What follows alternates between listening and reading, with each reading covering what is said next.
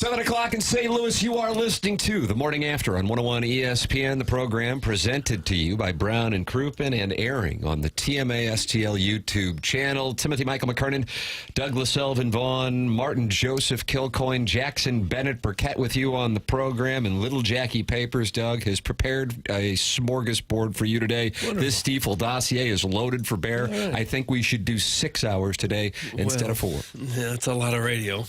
They're going to cut into QFTA if we do 6 hours. That's a good point. Seems like it's Once too again, much this radio. week's episode, I'm about to have a threesome.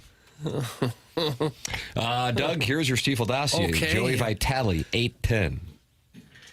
Okay, that'll cover a couple of those 6 hours. A couple of the hours. Mm-hmm. Matt the Bat, Matt Holliday with us, fresh off of hip replacement surgery. I didn't know, how does it work with HIPAA? Can I say it? Because I'm not a doctor. I can say it. I'm sure he'll talk about it. That's at 9:30. Mark Hanna, Evergreen Wealth Strategies, 9 o'clock hour. And Miles Mikolas, fresh off his start at Dodger Stadium, wants to talk it over at 10:15 on the program. Martin, will you stick around from onboarding for that? I think I should. Yeah, I'm going to be interested what he has to say. Are you wearing a St. Clement basketball shirt? I am. I grabbed something, just a top, because it gets a little... You guys are not wearing tops today. No, I got it ready. You guys are topless. No, I'm You're always ready. prepared to dress in layers in the studio. Okay. It's like Mr. Rogers. Got to have a little coat handy. I got St. C basketball. This is from when I was the Dean of DePere, Doug. Is that what they called me? That was the Wizard of Crestwood. Yeah. Wizard of Crestwood, That's Dean of DePere. Coaching gear. Yeah, we won a couple games out of maybe 50. Oh, no. Rebuilding year. Yeah, we were always rebuilding. Were you ever on the hot seat as a coach? I was the associate head coach, Doug. Okay. Was You that felt Mark? like, though, if you would have been able to run things, the program would have been in a better shape. No, Mark Masaleo was in charge, and I was good with that. I was the associate, which, Doug, you just kind of stay out of the fray there. Yeah.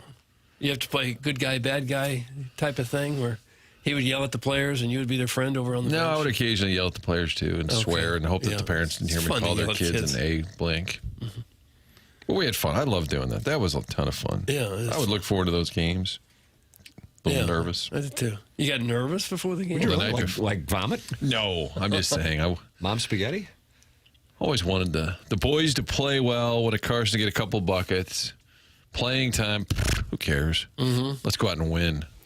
It hits you when you coach, even at that level, that if you don't have the players, there's just not a whole lot you can do to make much of a difference. You can help, but if you don't have the horses... Well, that's where St. Gabriel's NIL fund comes into play. You'd call timeout. I mean, they're in 5th grade, but you call a timeout. All right, off of this inbounds. Mm-hmm. Whatever you do, don't pass it to the left, because that's where that kid... Don't, whatever you do... Okay, here we go. Oh, they did exactly what we said not to do. Yeah, well, why didn't you tell us? Yeah.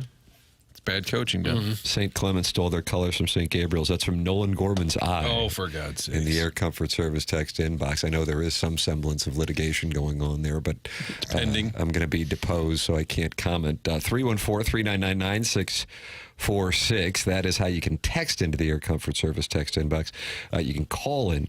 Callier and Thompson phone lines. Chairman Curtis standing by. Fridays are always for phone calls. That's something Doug's been saying since 2007. I don't know. Loves the phone lines on Fridays. Find out what the listeners are doing. Many of them virile. And going to go out and enjoy their weekend, if you know what I mean. Our listeners are virile? Bulls and such. Oh. Tim, if you think about it, we had a guy call in that works on the barges, and he became the boss. Yes. We've had some listeners of the month call in and kind of stumble over the phone lines. And then we had a Steelers call. Yep. Was that yesterday? Just kind of wanted us to break down the Steelers. Huh.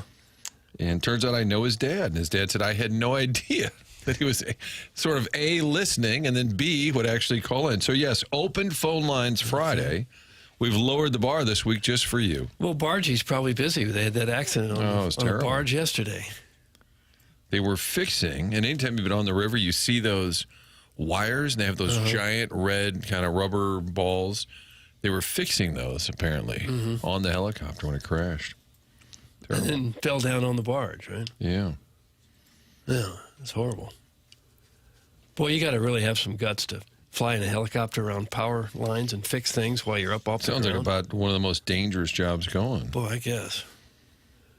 Next to this, of course, because we take a lot of shrapnel here. Yeah, it's already coming in, actually.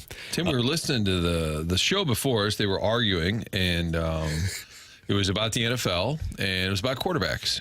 And so Doug and I were just sitting here sort of marveling at the fact that everyone, especially nationally now, you have to argue. Nice. And typically it's about the NFL and specifically quarterbacks. And we were debating, when did that start? We joke about having a hot take. I said, was it Rome saying have a take, don't suck?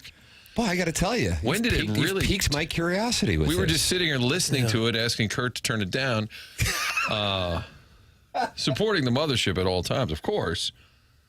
When did that start? Where it just became, like, I'm sure in New York it was always, we would play those guys, the Combative. Sal's and Vinny's, but I think Howard Stern started the kind of the He was wild ranking and quarterbacks? crazy. No, And Baba but Booey would push back. He was I high bet on Howard Stern couldn't Trent name Green. four I think quarterbacks. he changed radio just in general, where it wasn't just a super polite professional medium.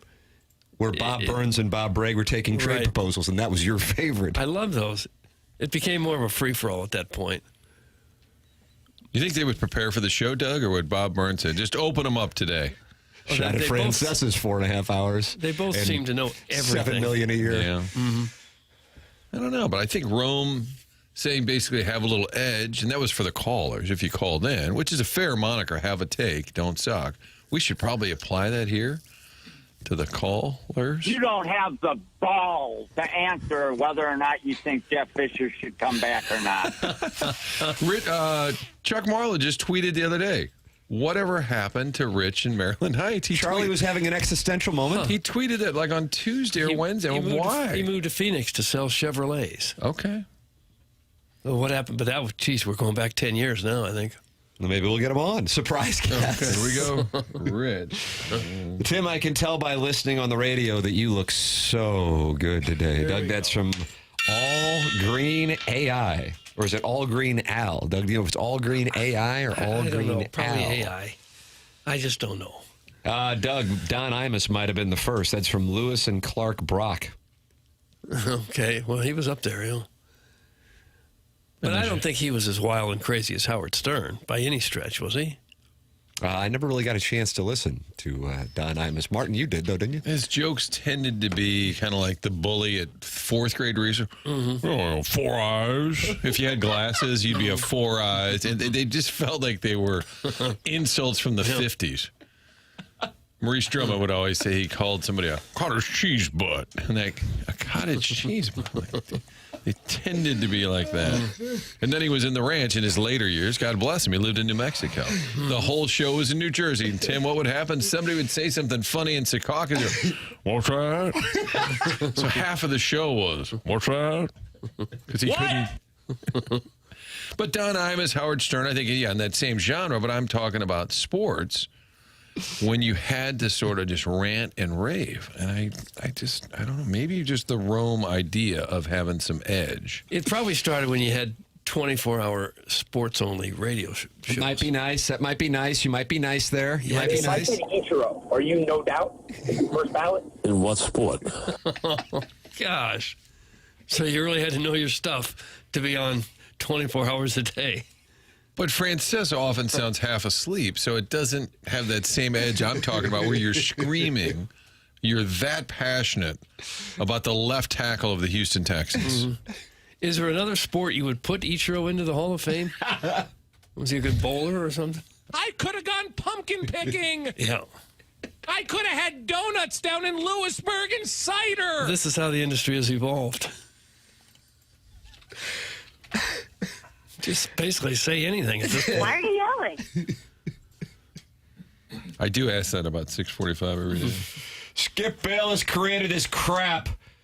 Outrageous takes, get clicks, and the money. That's from the Hunchback of Vaughn Castle. Doug, you're tracing it to Howard Stern. One of our listeners is tracing it to Don Imus, and the Hunchback of Vaughn Castle is tracing it to Skip Bayless. I think for the TV debate shows, that's fairly He's the true. George Washington? Yeah, I think for the whole 2 hours of just sitting in front of a camera screaming at each other, Skip Bayless took that to another level, even though he's a tool. I think that's fair, but on the radio, just screaming about the NFL, I don't know. We'll take your calls. Well, if you had a 24-hour station, though, you had to come up with sharp opinions, first of all, to get a job, and then to one-up the guy who's with you or the show's coming up before or after you. in order to get noticed and to make a decent income, get a following, you had to say something opinionated. You couldn't just be milquetoast. That's a good question, isn't it? Yes, that's how you had to talk, too, which is No, unfortunate. it's a stupid question. Oh, Jackson, He's locked in over there. he's having a big show already, and it's only 7:10 time. And he hasn't check said right a now, Clarkson word. Jewelers. But I mean, he's speaking with his drops, kind of a Stedman-esque communication system. Good morning, Papers. Hey, good morning. I was just thinking, these words I'm saying to you right now, these are the first words I've said all day. Like I haven't spoke with anybody. I haven't opened my mouth yet today. why not? That's just how the world works. I accidentally slept in today, so I'm a little behind. So. Oh, is that right? What was going on? Well, it's, I think I actually fell asleep without setting my alarm. Like I was just really tired and just fell asleep. Wow. What my- time did you fall asleep, huh? Like 10:30. And then, I guess my body just naturally woke me up. But it was a little later than I usually wake up. Your body is a wonderland. Indeed. Did you fall asleep in the chair watching Beretta or something? No. In bed. What are you watching? I was watching anything. I Missouri just football fell as- highlights, fell Gainesville, asleep. January? Yeah, just getting ready. Getting ready. Season's only, 2 or 3 months away.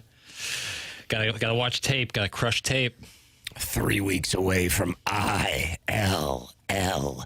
20 days away from Missouri and Central Arkansas. Doug, you can hear the footsteps on the horizon. You can. Central Arkansas, getting ready to come here. Jackson, you said they're the Take their shot. fighting shrubs? Yeah, I think they're the Bears, but I think the DBA Fighting Shrubs. You know, like Auburn is the Tigers, but everyone knows them as War Eagle. War Dam. And that's the best team Missouri could find to open their season. Central Arkansas. Who even knew it existed? Scottie Pippen. Yep. There's your Since answer. then. What's They wrong have a with Whataburger there. everyone plays? I know, but it's such a blasé way to open the season. Can I give a take? Do you have room for a take? Yeah, we got We room. just established in 2025, you must have a tape. Well, I have one. Great. Okay, go ahead. I am in agreement that it is not fun watching Missouri and other Power 5 schools just beat down on these blood donors. Doug, this is a controversial host we're working with. It is no doubt that is not the most optimal way to view college football when you only have 12 games. Please tell me there's something coming on the back end. There is. Okay. But However, as we know, that is how most of these very small schools who are D1 fund their entire athletic program based on the money they get from these Power 5 schools to play them in football. And if that means that Missouri only plays 9 really significant games, but all these schools get to have athletic programs because of it, I think that's a fair enough trade-off. Oh, listen to Vladimir Lenin over here. That's my take. so I think it's good to it's have a more. necessary evil for everyone involved. Well, you get the win, they get the money. Yeah, I think it's a cost of doing business, and not to mention a bunch of Power 5 schools get great players from these smaller schools that allow them to develop after a couple So of years. these small schools are like the Pirates. Kind of. Yeah. They supply to the bigger schools. Yeah, essentially a little bit. And they get to have these athletic programs. More kids get to play college football or college. It's not even just college football, like the swimming team for these small schools benefit from playing the big dogs. But it's not really the spirit of athletic competition to schedule someone you can kill on purpose. I mean, who does that really benefit? The small schools. Okay, is that what college football is about? Is funding small schools? No, but it levels the playing field a little bit, so it allows other schools to have an athletic budget. Martin, we're essentially having a socialism versus capitalism debate under the guise of the Central Arkansas, Western Illinois conversation. I see what you did there. It's a grooming tactic. I think Vin Scully took down communism in Venezuela during the 9th inning of a Dodger game. Well, if you take away the labels of it, I think what I'm saying has some merit. I bet the kids on Central Arkansas, even though they know they're likely to lose that game, what's the spread? 30? Higher? No, I can just Oh, yeah, they're probably looking forward to this as the Don't you biggest think? game they'll Don't you ever think for play. them, even though they Sure. know they're going to get clobbered, like, what the hell? We're playing a for real field. Free rolling. You're free rolling. That'd be kind of fun. But And you if you are can selling. just be sticking around in the fourth quarter, oh my word. 18 years later, do we have another Appalachian state? Hello, friends. You are looking live at Columbia, Missouri on a Thursday night as friends gather to get ready to go down to the Lake of the Ozarks for the working man's holiday. Joining us now is Jackson Burkett, who is here this evening because he'll be at a wedding in Chicago for the Kansas game. Jackson, thoughts? Indeed, indeed. How about that? Channeling Jay Randolph Sr. multiple times this morning. That's before you had to have a take, Doug. You would just say, indeed, indeed. Marvelous, marvelous. Spoken like a true commie, Jackson. It's from the 817. Okay, so you can put on these labels. I would need somebody to like poke a hole in what I said, not necessarily just like call it communism or socialism, even though those aren't the same thing at all. I think it's a nice thought. I just don't think that when you're selling 65,000 tickets to fans and going on television, that the big concern of everybody paying and supporting this event is so that some small school can have a swimming and a golf team. I think they're in it for big-time sports competition. And if a small school can't hang with the big guys, maybe they need to move back to Division II or something. So you're saying... Because I'm saying the important thing should be the athletic competition, not funding other programs. Okay. All right, but we disagree on that. But it's a benefit. It's not the reason they exist. Right, and then but the it's big school gets a benefit that they can try things out against this, like a tune-up game to get right, and then when they face the really good competition, they'll have a little bit more experience outside of their own practices. That would be one of the benefits, yeah. To get an easy win. Sure. And figure some things out on your own team. But then you take a look at some of the glamorous games coming up here in just 3 weeks, Doug, and plenty of schools, many of whom are thinking national championship, are playing some of the biggest games of their season in week one. And one that has everybody talking, of course, is what's going to take place with Texas and Ohio State. And is it fair to say that that's a rematch of your semifinal action? Why, yes, it is. Well, indeed, indeed. Alabama's traveling to Tallahassee. I love it. Thank God. If everybody played a butt-ass team in week one, you'd be boring. Say, what's the point of all this? I think what Jackson's saying, my comrade, I think what he is saying is it's just it's a side benefit. It's not the reason the system exists. It's a byproduct. Yeah, it's a byproduct. If you're going to do it anyway, play a crappy team, it's kind of nice that they get a big check and they can fund their program. So it's not the end of the world. That is it's not why the system my exists. Take. Right. No, certainly not the end of the world, but certainly not a very entertaining way for a school like Missouri to open their season. Sure, agree with that too. What's the take? So Central Arkansas, what do they get, like $400,000 or $500,000? You think for that? Ooh, I'll take over. Yeah, it's going. Is it close to $1 million these days? Yeah, I'd say pretty wow, close. That's a huge check. You're right for that program. Tim, can I type in what do crappy teams get paid? Yeah.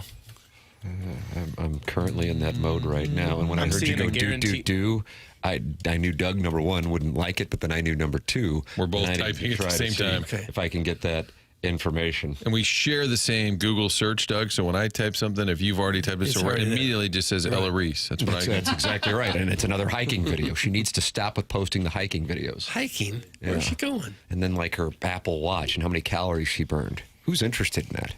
Your thoughts, 314-974-0101. And Chairman Stephen Wildwood has the answer. He is on the Callier and Thompson phone lines. Doug, you love Phone Line Fridays on TMA. Chairman Steve, good morning. You're on with Doug Vaughn. Hello, pipe down. That enthusiasm. Okay. Hello? Yeah. You piped him down. Go ahead, caller. Hello. Yes, we hear you. Hello.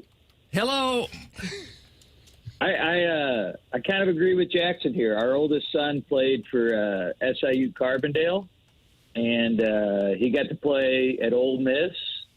He got to play twice at Illinois, and then kind of got screwed by Mizzou going to the SEC because they were supposed to play Mizzou like his sophomore year, and Mizzou went to the SEC, so they ended up playing Miami, Ohio, because they were both left without a game after Mizzou left the Big 12 or whatever it was. So, but it was cool. No, it was cool. You got to go to the big stadiums. They actually were a 2-point conversion away from tying Illinois and taking it to overtime the second time they played them. Nice. But, it's kind of cool. Kind of fun. Oh, I'm sure it was. I'm sure it was for them. A bit of socialism, but, Yeah, I would think if the Cardinals could schedule the Gateway Grizzlies, the Grizzlies could get a whole lot of money out of it. Would you be happy for all the Grizzly players for getting to play the Cardinals? But that's professional, not collegiate. This is pretty much professional college football. Yeah, I get what you're saying. It is now, the way they pay them. I think that's apples to oranges, but... Tim, Yeah, no. AI says it sometimes exceeds $1 million. Someone texted in that it's 1.15 million. And then the slinger of cream, Doug, says Lindenwood got paid $1 million to get routed by KU last year. Nice. Well, I can see how it's worth it. I think that small schools would love it. They absolutely love this. I'm just saying, as a fan, it doesn't really serve the fan very well. If it's all about the kids at the small school, serves them great. Yeah, it's great for them. Do you like going to that game knowing your team's going to win? No. When I saw the schedule, Martin, I booked 4 games. Kansas, South Carolina, Roll Tide, and A&M. Central Arkansas, no thank you. Louisiana, no thank you. Now, if the Massachusetts game were in Amherst, I'm going for the foliage. No thank you. Leaves. And I'm going to pass on Hale State. I'll just watch it with Stingray in my basement. All right. Mizzou fans are delusional. They were a coin flip, and I mean a coin flip. It was that close to being 7-5 in 2023 and 4-8 in 2024. Give me a break. That's from the 314. Well, I didn't like his tone. I'm a fan, and I'm not delusional. All right. It's a very lucky coin flips on the other side if those numbers were to happen. Now, last year I would agree that Missouri had 4 games that were probably actually the underdog with a handful of minutes left against Auburn, Vanderbilt, and Oklahoma. And then with a minute left, they were the favorite against South Carolina. And Doug, oh, wow, what a twist. And that they won the games, they were the underdog, and they lost the game, they were the favorite. But the point being, they had a 75% winning percentage in 4 coin flip games. I felt like the 2023 team was actually a really good team. I didn't think that of the 2024 team. But the moment that changed everything was the kick against K-State. I agree. If he misses, I mean, you have a false start. The coaches sort of mangled that moment, and yet the big, thicker kicker saves you with that kick, because going into that, people weren't that excited about Drinkwitz. They were like, well, let's just see what this team can do. They were coming to St. Louis to play Memphis, and they weren't selling a lot of tickets. And I know the Sports Commission was trying to figure out, what is the deal? We got Mizzou coming here. And I think part of it was, at that point, Drinkwitz hadn't done enough to excite the fan base. You lose that K-State game, and then they come to St. Louis, people would have been, oh, man. But once they won that game, people got it. It changed everything. Any other hot takes, Steve? Not really. Okay. I'm just calling in to say hi to everybody. Last time I called, I was a little raunchy, and I got cut off by Vladimir over there. But, he's got to do his job. But you can't just say anything. You can't just say anything. I think it was a tribute to Michael Wellington's success with women. I believe that's what the theme was, if memory serves. Yeah. I didn't think it was really that bad. Wellington does very well, Doug. He does very well. Oh, yeah. I've seen some pictures of these gals. I mean, if we're going down this road Here again. you open the door, Doug. I'm not going to do it, though. I'm going to be clean about it. I mean, hopefully he comes in town again so he can give me a lesson. I've been compressing the ball a lot better lately, and I figured a couple things out. But, and now I'm going to go out Monday and probably mess the bed out there and play terrible. Chairman, are you still in the tower? Are you still in the DeWitt Tower? Yeah, actually, we were planning on moving. Yeah. We have a house, but then we ended up we're selling that house that we were moving into over in St. Louis Hills, and we're going to stay probably another year or 2. Oh, new development. Wow, Tim. that is breaking news, I'll Chairman. be doing more live shots. We're up on the balcony. Yeah, Because the Cardinals are doing so well, you don't want to miss a moment of it. Well, I want to be here for the no season. Oh, that's fun. 2027. It'd be very nice. No, I don't know what we're going to do. We haven't decided. We kind of wanted to move into that house, but then we ended up getting a good offer. So we're like, let's just do it. Everything's for sale all the time, Doug. Sure. You coming down for a game this weekend at all, Doug? You got the Cubbies in town. I bet you will, Doug. I bet Doug will. No, I've got my son in town. I got to do a lot of wedding prep. Oh, Greg Vaughn. Yeah. Oh, is he getting married? Yes, he is. What's wrong November. with him? Mm-hmm. What's wrong with him, he says. What's wrong with him? 50% chance of success there. Oh, well. But I'll tell him you disapprove. Gordy's a cutie, too. Where's the wedding? Here? It is here in St. Louis, yes. Is this what Bob You Burns marrying would a do, St. Louis Tim? girl and bringing her to Florida? She's from here also. They live in Florida now. Maybe they'll move back someday. We hope so, but you never know. All right. All right, Chairman, they've offered up a beer bong full of bleach, just so you know. Hilarious. Oh, That was so funny on the text. Yeah. Why don't you get a new bit? Figure out a creative way for me to die, and I'll honor it. But if you're going to say the bleach thing, that thing is just, come on. It's run its course. I actually just sort of took all of the texts and aggregated them, Tim. So that it was not a real That was text. not a real text. I was just loosely letting him know what was going on the text line. You guys are really funny on the text line, though. Hilarious. You know. okay. But, Doug, when's the next time you're going to be on Channel 5? Probably tonight. I'm there almost every night now. See? Did you come downtown for that? Say that again, please. Did you come downtown for that? Yes, I did. Why didn't you stop by? Well, because I went there to do a Channel 5 interview, not to partay. Is there anybody who takes the sports more seriously than Frank Cusimano? I don't know, but he does. Guess He Rich is Gould. I'm amazed that he's able to keep that level of intensity for how many years has he done it? As many as you?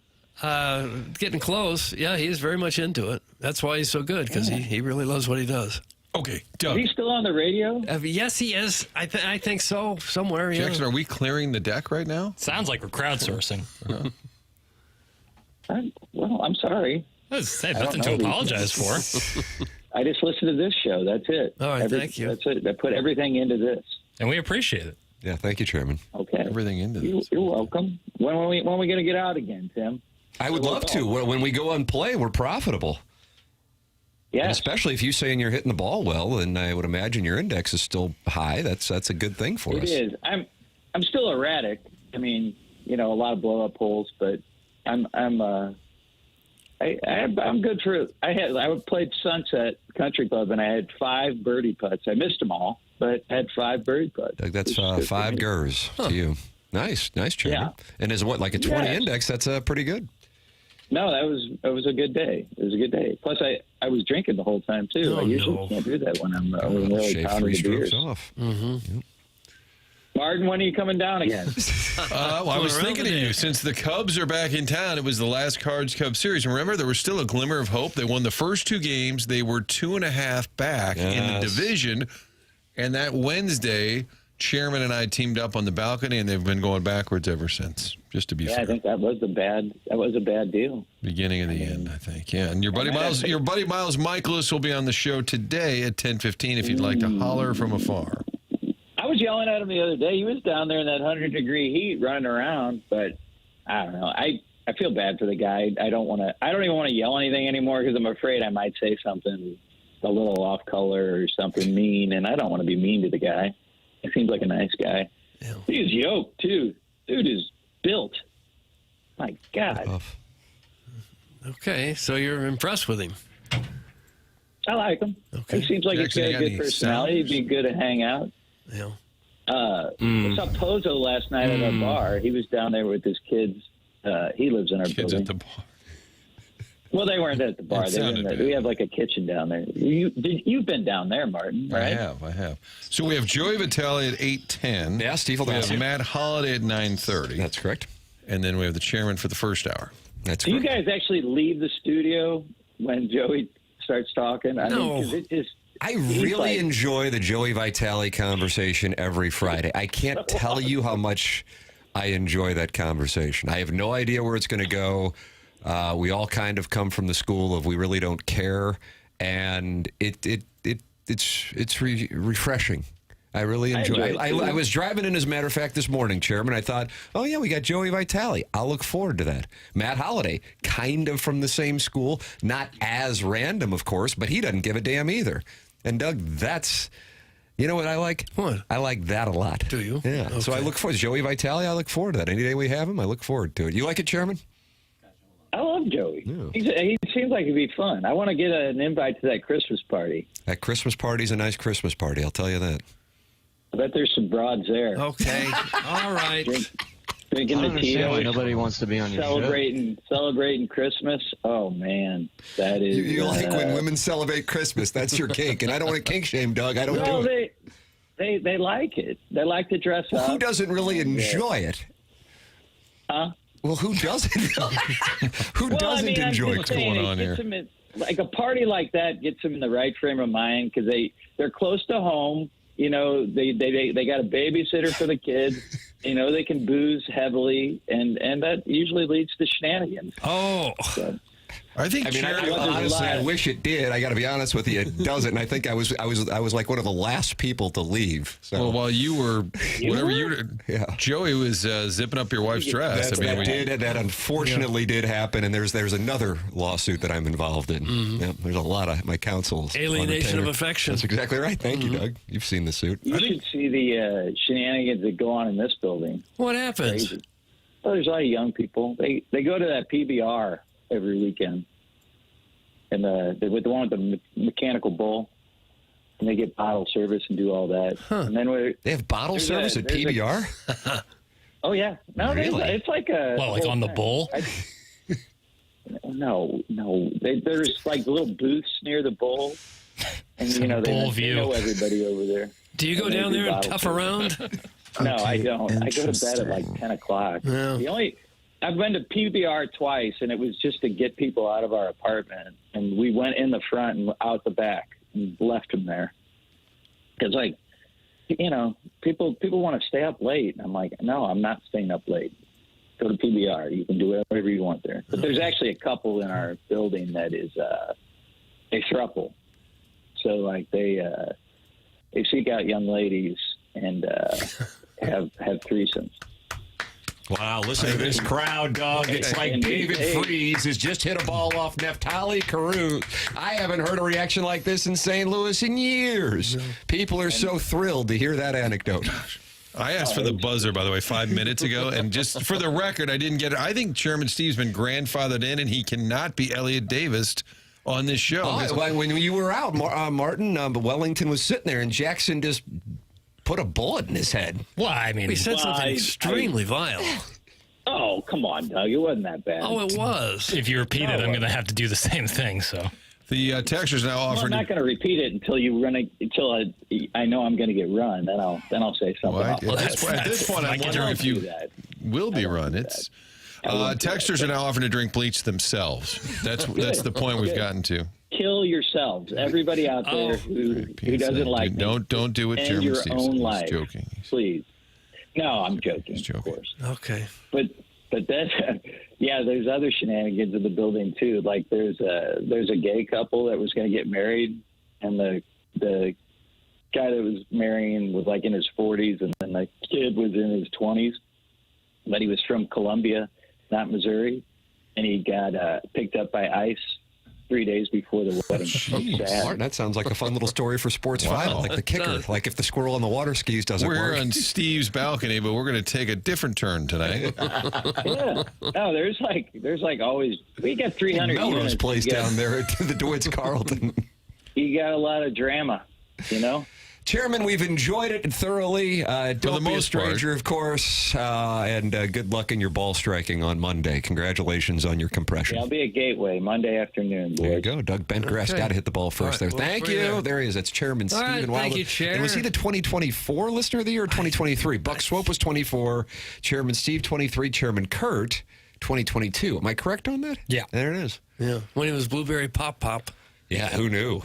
Another 30 for 30 on that one. The program's called TMA. The Stiefel dossier has Joey Vitale in the Fisher Window and Door Story 8 o'clock hour, Matt Holliday in the Mark Hanna Evergreen Wealth Strategies 9 o'clock hour, Miles Mikolas in the 10 o'clock hour, the Design Air Heating and Cooling email of the day coming up in the 10 o'clock hour as well. Email in the morning after at InsideSTL.com for our Design Air Heating and Cooling email of the day. Doug, here are your standings. Self-made stay-at-home Ladue Mom has a win. Kevin Miller has a win. Buck Swope has a win. And the listener to be named later has a win. So we have a beautiful, diversified standings here. you have one more winner. We had yesterday was what was my friend's? Is it Bill R? Bill Riley. Yeah, Oh, there yeah. it is. He yeah. told the story about Yeah, Bill Riley. some older people playing softball. Yeah. It was lovely. Bill Riley also is on the leaderboard, Doug. So it's fun to see people competing in the month of August. Sometimes people take August off because of the heat. Sure. But not our emailers. The morning after at InsideSTL.com.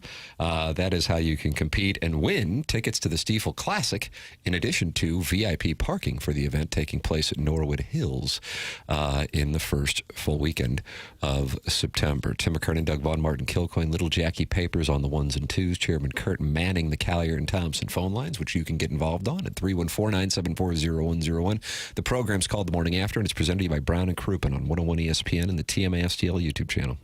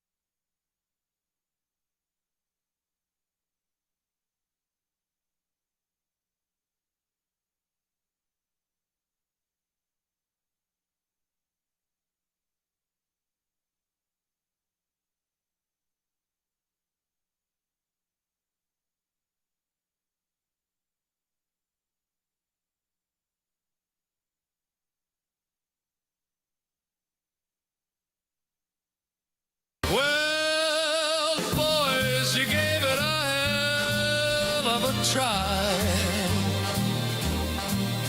The well was full, but now it's dry. Might as well call it one and have you a beer. Look out, MLB, we'll get you next year. Yeah, we'll get your asses next year. What's that you say? I said we'll get your asses next year.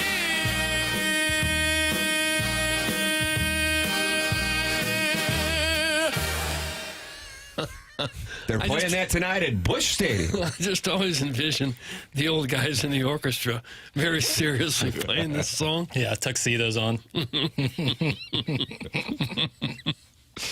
It's TMA. It's presented to you by Brown and Crouppen on 101 ESPN and the TMA STL YouTube channel, where 197 friends have gathered to talk it over, like MD 2020, John Scores, the Rogue Onion, Too Fat to Kayak, Big Blonde Dan, and Tim McKernan's Meat and Potatoes, and they're all in there talking it over with Chairman Kurt. And you said this week's bingo card is now available, Chairman Kurt. What does that mean for our audience? For the last few Fridays, we've been playing some Joey Vitale bingo during his interviews. Where can people get the Joey Vitale bingo card? I posted it on the TMA fan page and also my personal Instagram story. I didn't know if it was a TMA sanctioned thing, so I didn't put it out on the show Instagram, but I'm willing to if that's okay, but I understand if not. The Joey Vitale bingo card on the Instagram? Yeah. Oh, that'd be great. Why wouldn't it be? Better to, I guess I should ask permission instead of forgiveness, but I'll throw it up there. Yeah. Consider it sanctioned. There we go. Jackson Whoa, Burkett has comrade. just sanctioned it with some kind of military salute. Yes. That was like a reverse Elon. You just went backward. You went like backwards. The TMA fan page on Facebook, I don't think's had a new member admitted in 4 or 5 years. Doug, I think there's about 700 in the queue, though, if you want to just go approve. We're at capacity. We're at capacity. Well, it's a fire. It's a fire hazard. Let It's them not. all in there. Yeah, we So did what that would- once. Examples of Learned our lesson. Joey's bingo would be like chickens. Sidney Crosby, I assume? What's the free Sidney space? Sidney Crosby. Free Crosby. space is Sidney Crosby. that right? I debated making the free space. He makes any animal noise because he did that quite a bit last week. Has anybody ever gotten bingo? No, we've been so Wow. close every week, but we put a few new ones on there today. We shuffled some spots, and we need to see one go through the net today. Okay. I think this is our time. I bet he's locked and loaded. Last week I called him the Michael Winslow of this show, which is a weird reference to a guy from Police Academy. I found out he played in Edwardsville last Friday night. Michael Winslow, the guy who does the weird. Played what? Right. The day that he Should have him on. he was referenced on this show. He played at the Wilde Theater last Friday. He is like in a band or something? No, he's a comedian Okay. and does weird sound effects. Yeah. That was his whole shtick. Right, the and Police while Academy, Vitale was right? doing it, I'm like, oh, you sound like Michael Winslow. Turns out he was in town Wow. that night. Should have swung by. Kismet. Kismet. Too. Minute Bowl eligible is not happy with a headline in the Post-Dispatch, Doug. Okay. From the Head Scratcher Department, the headline of the lead story in today's Post-Dispatch sports section reads, Victor Scott sees growth in his second season. The guy's batting 184 over his last 70 games. Is that what we've come to? That's from Minute Bowl eligible, and he's not happy with the headlines at the Post-Dispatch. Okay. And I believe he used to work for the Post-Dispatch, making it a little more pointed, the criticism. Maybe you should take that criticism to the Post-Dispatch and not to us. Well, this is a You wanna hold Minute clearinghouse. Bowl accountable. This is a clearinghouse? Yeah. Okay. Whatever you need to get off your chest, we're here for you. You probably can't get in because Chairman Steve's on the line. That's true. You can join Chairman Steve on the line, 314-974-0101. Collier and Thompson phone lines. Traditionally, Fridays have been for phone calls on this program. You can also text in 314-399-9646, Air Comfort Service text inbox.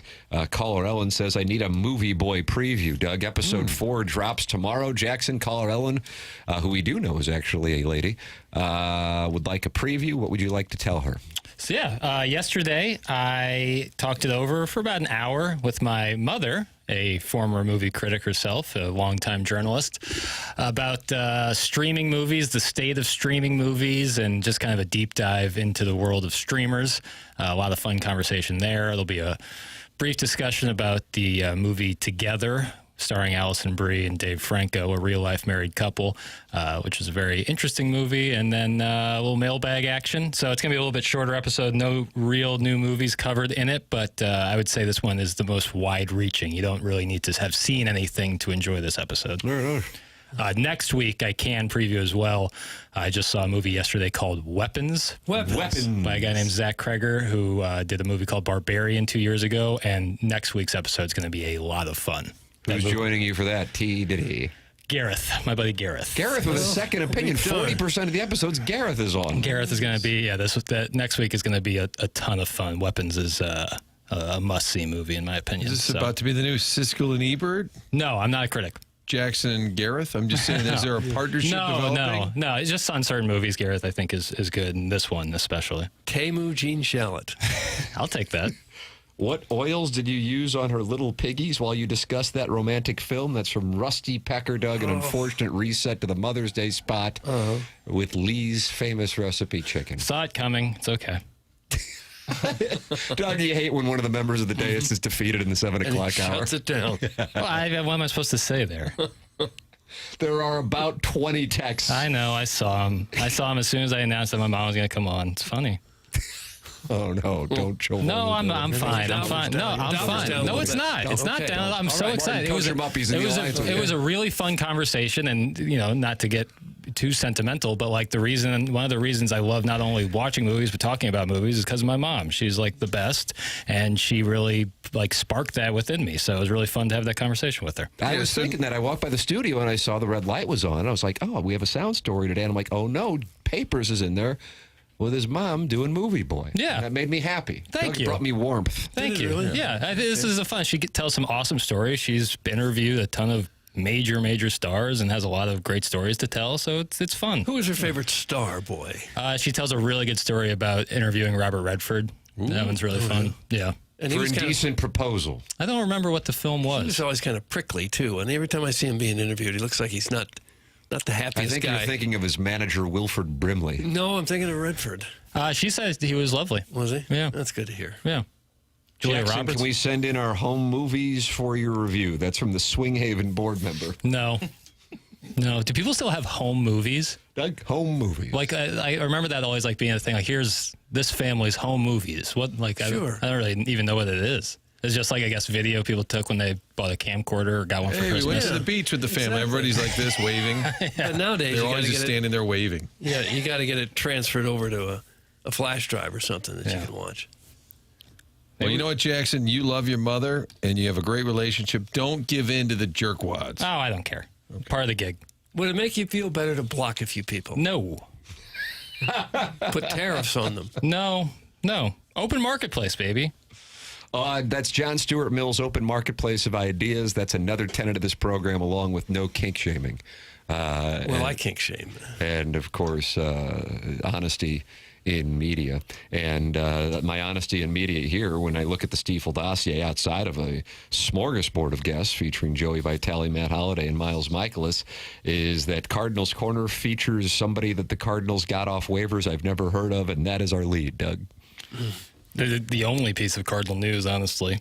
Like I said, late start today. So Mr. Were you up last night banging in Little Rock, huh? No, Look at you. Didn't visit the natural state, but somebody fresh off a divorce in Clayton that you met? I look too boyish for all that. I think that might be the sweet spot. the boyish look? I don't know. I don't even know what I was going to say. I guess I'll just dig in on this boyish look. Your mind began to wander to Clayton, didn't it? Yeah. Mm-hmm. I guess the light fuzz that occupies my face might fly in the face of that, but so you weren't out tricking. Put that off. Are you an active John? No. How did this turn around? How did this come about? Well, we're just trying to figure out what you were up late doing. I wasn't up late. My alarm. I didn't set my alarm. Snooze. I guess I was tired, and I Well, you're multitasking now. You got this other show. You're putting a lot of energy into it. But that's no excuse. Seems to be straining. That's my choice to do that show, so it's no excuse for my main part of my job. We're all over Piddles and his love for his mom's feet. Can we get an update on Doug's dog, please? It's the only thing I care about for the next 4 damn hours. That's Sharon and Clayton, and you were taking your dog to see a therapist, right? I went to the vet yesterday. Yeah, she found one little flea on the dog and then said, well, it's probably allergies. So they gave Dora a shot. And then I snuck in a little Benadryl and a little doggy treat last night. She did finally eat that. And she had a wonderful evening. Oh, that means you got a good night's sleep. Slept all night. Yep. Yeah. Dora seems to be better. Nice. Well, there you go, Sharon. Last day for text name changes. Anybody want to be Doug's drugged dog? Oh, yeah. A lot of Doug dog stuff came in. Okay. So, yeah, you're going to have to be creative with the naming there. It's hard to get a dog to take medicine, at least this one. I tried to jam it down her throat. It was like feeding medicine to an alligator or something. I almost brought back a bloody stump. And that happened to Chubbs Peterson? Is that right? Yeah, big time. Yeah. Banging in Little Rock? That's a hell of a reference, Timmy. My father was a cop in the Rock during that time period. That's from Dem Hogs. And he has a 501 area code, which I can tell you from my 7 months in Little Rock. That's the Central Arkansas area code. Banging in Little Rock, was that an HBO series in the 90s? I just don't. About gang banging in Little Rock? I thought it was about your stint in my 7 months at the CBS affiliate. Get around, Martin. That's why I always thought it was the reference. I did too. No. Which I always thought was like very niche, but I was always into it. I thought it was you with a cigarette going, new weekend guy, yep. I'm over at Action 7. That's me. They brought me in, and I didn't know it. But, Doug, guess what I was? The patsy. Oh, were you really? I was. Okay. They had wanted to whack the sports director, apparently forever, the GM, who was very powerful, wanted to whack the sports director. So they hire me. I'm 22.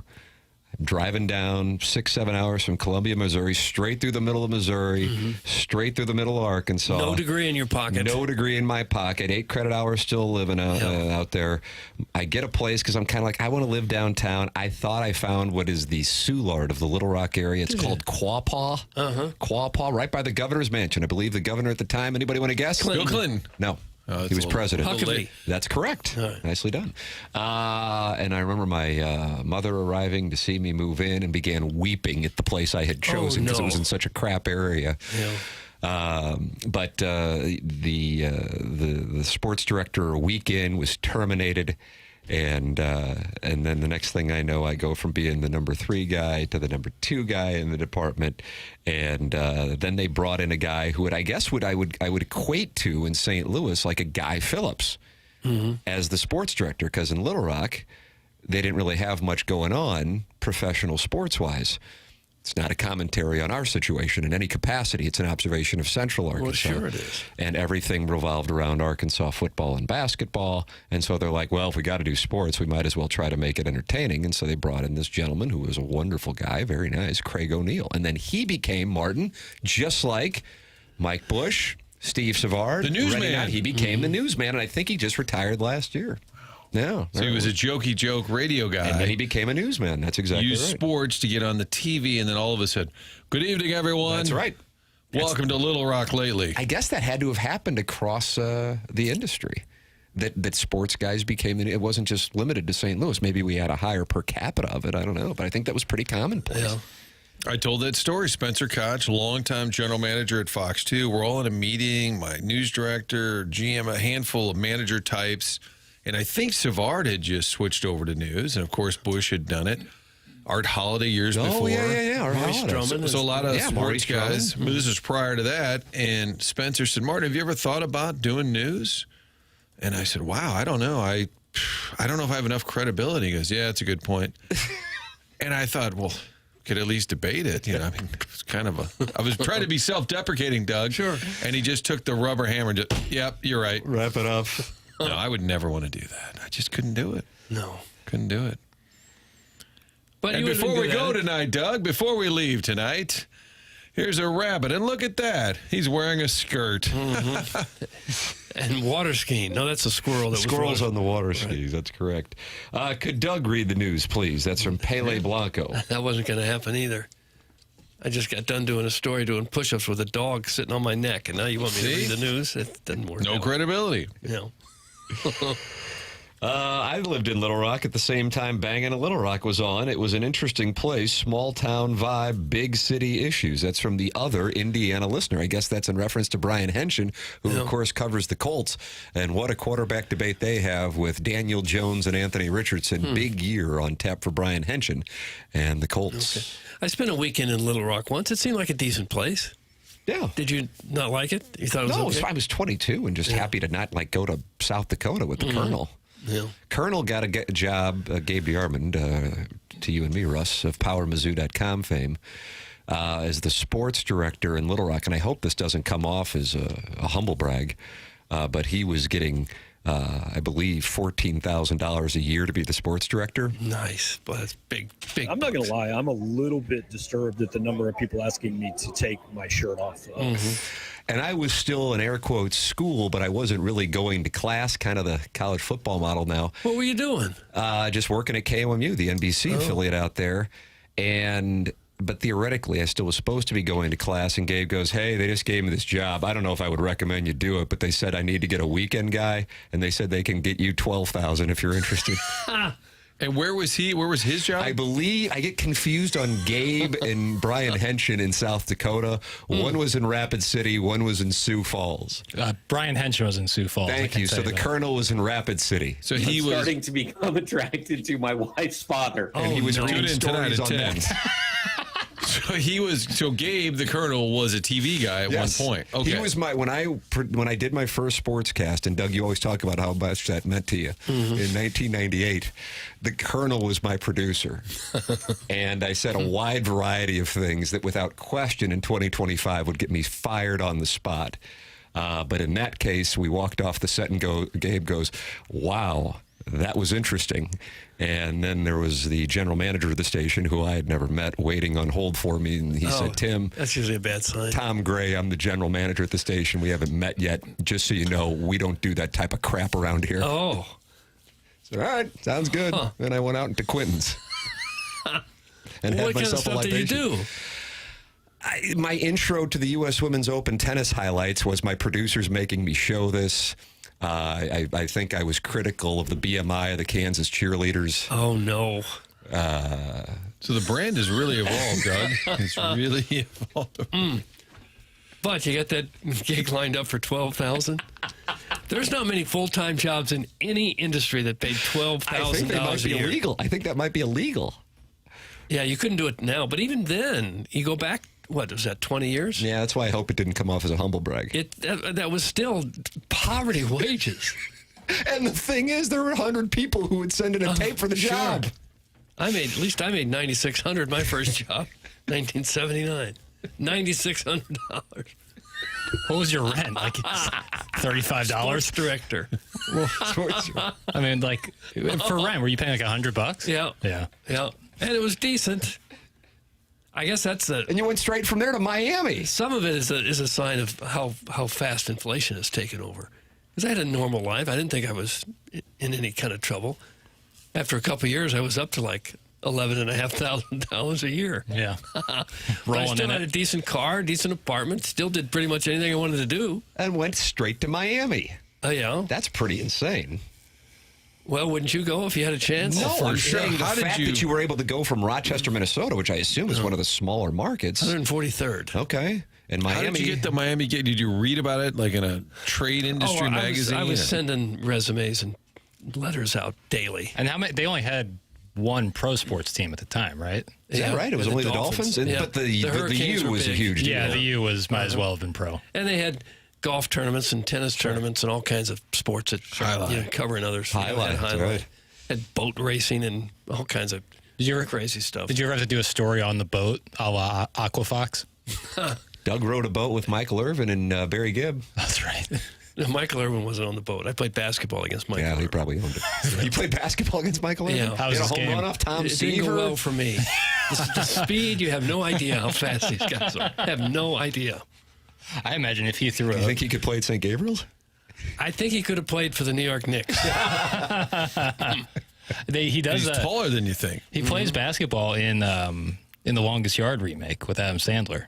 He plays Adam Sandler one-on-one. And if it was anything like that, Doug, you were lucky to keep your teeth. Well, and this was when he was about 20 years old, 21, 22. Prime.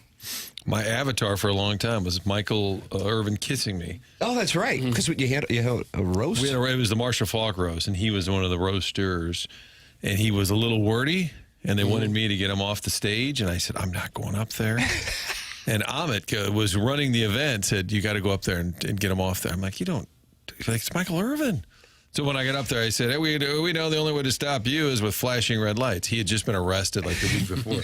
Nobody laughed harder than Michael Irvin. God bless him. And at the end of the night, Kim and I are standing there talking. He comes over and goes, I like this dude. He don't care if you're black or purple or whatever. He's going to make fun of you. And then he kissed me on the cheek. Somebody sniped a photo, and I used it as my avatar. And Rick Riley, the old Sports Illustrated guy, we're doing a media junket one time. He comes on. He said, yeah, Martin, can I ask you something? I looked you up. Why is Michael Irvin kissing you? Well, it was late at night, and we'd been a little overserved at Marshall's roast. So Michael Irvin kissed you, and Doug danced with Walter Payton. That's right. Tim, we're lacking. Yeah, I don't know what I got. Yeah, man. That Banging hurts. in Little Rock. Yeah, banging in Little Rock. That's all I got. I was berated by Quinn Snyder, but it wasn't a cuck sitch. Oh. Yeah. I'll figure something out. Yeah, hang out in more locker rooms, I guess. Clip that off. Yeah, Steve Klein showed me his love a lot during the great 2004 season. That counts. All right. Yeah. Hey, McKernan. I'd turn around and he'd have it out, and he'd go, look, flying squirrel. And then I'd have to. Oh, didn't he grab you once when he was naked? That's More than once, probably. Yeah, exactly. To be honest. Yeah. I'd already moved past that. So that would count, I guess. All right, nice. I got that. All right. I can compete. there. Edmonds tackled you in the studio live on the air one That time. happened as well. Tackled you? We were talking sports. Yes. Yeah, you guys never talk sports. We were. And Edmonds In would 2004. fly in the studio and tackles Tim. Yeah. Very bold in hindsight. I mean, Is there a lot of room in the studio to be tackled? Yeah, you were never in that old studio in Webster Groves. Yeah, he just arrived on the scene. And He got tackled? very involved with the program. Yeah, That was the origin of the surprise guest. It was the original surprise guest. Just a surprise assailant. Joey Vitale is joining this program coming up in the next segment as we are in the Fisher Window and Door Store 8 o'clock hour. Matt Holliday in the 9 o'clock hour. Miles Mikolas in the 10 o'clock hour. Email in for our Design Air Heating and Cooling email today, which comes your way at 10:45. Everything there is on the Stiefel dossier, and the prize for the email today is 2 tickets to the Stiefel Classic Plus VIP parking for the event coming up at Norwood Hills in the first weekend of September. That is coming your way here on the program, and if you miss anything with this smorgasbord of a dossier, go back and podcast it via the Schaefer Door Company podcast. Schaefer Door. If you ever run into any issues with your garage door, whether it's break-in, you need it replaced, or you run a business and you need new garage doors, go to SCHAEFER door.com. You're going to be working with Jason Gassrow and his team at Schaefer Door Company, now longtime sponsors of The Morning After. Schaefer Door is online at schaeferdoor.com. They handle residential, they handle commercial, and they pride themselves on setting aside times on Monday because they know people will have garage doors break over the weekend, and they want to be able to get out there immediately at the start of the work week to fix your garage door. It's Schaefer Door. Sponsor the podcast on 101 ESPN. You can call or text a number they set up specifically for our listeners. That's 636 782-3608, 636-782-3608. That's going to get the quickest response time. It's SchaeferDoor.com, SCHAEFER door.com. Schaefer Door, a CHI overhead door dealer. Tim McKernan, Doug Vaughn, Martin Kilcoyne with you on the program. It's presented to you by Brown & Crouppen. It's called TMA. Little Jackie Papers is on the 1s and 2s, and Chairman Kurt manning the Callier and Thompson phone lines on the Morning After, presented to you by Brown & Crouppen on 101 ESPN.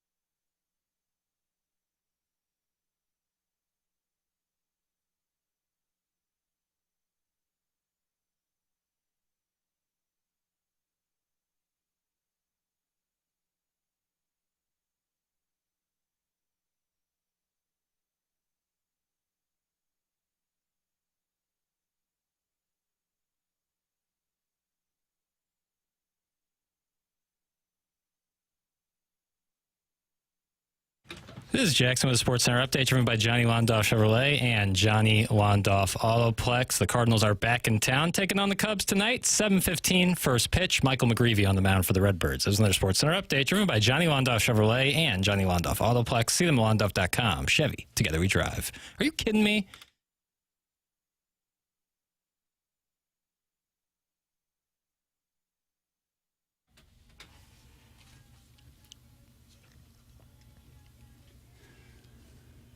Yeah.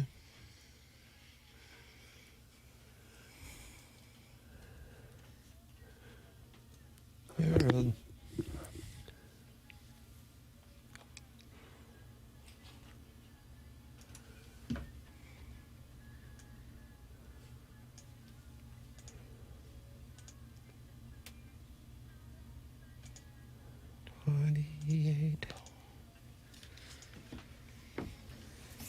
Well, Doug, it was August of 2011, and why you and me were on a rooftop in Wrigleyville for the Cardinals and Cubs 14 years ago for my bachelor party, and why no one was paying attention to the game.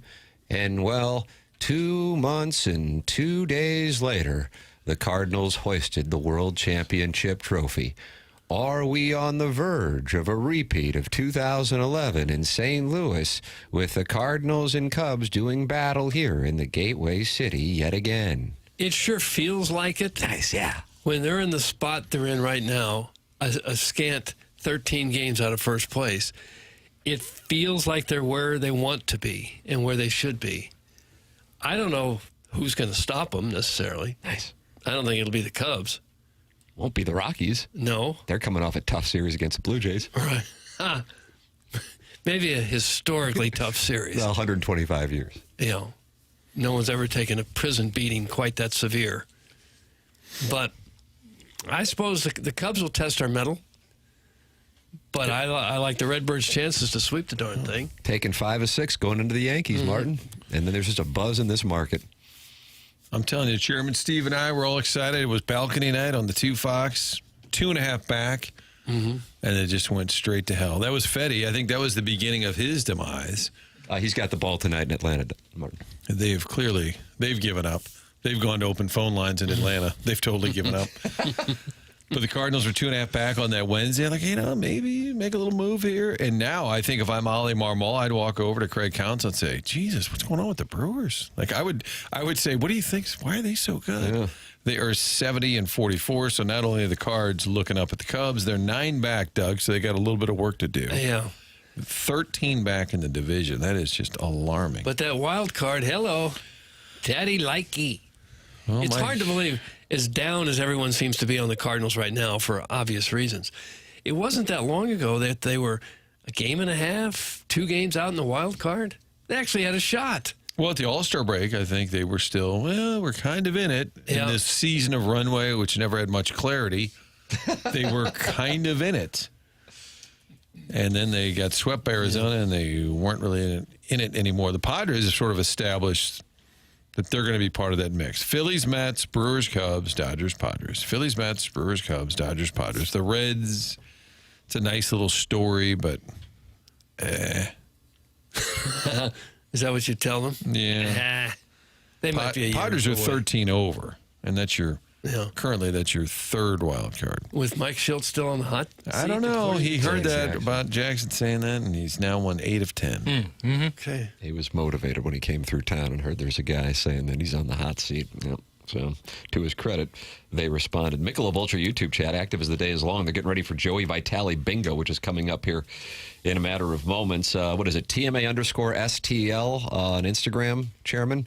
Is it on the Twitter tweets, too? No, I'll throw it up on Yeah, might there. as well. Yeah, the Twitter tweets, TMASTL, Joey Vitale Bingo. See if you can get bingo with Joey Vitale, who is going to join us coming up. Next, the program's TMA 101 ESPN.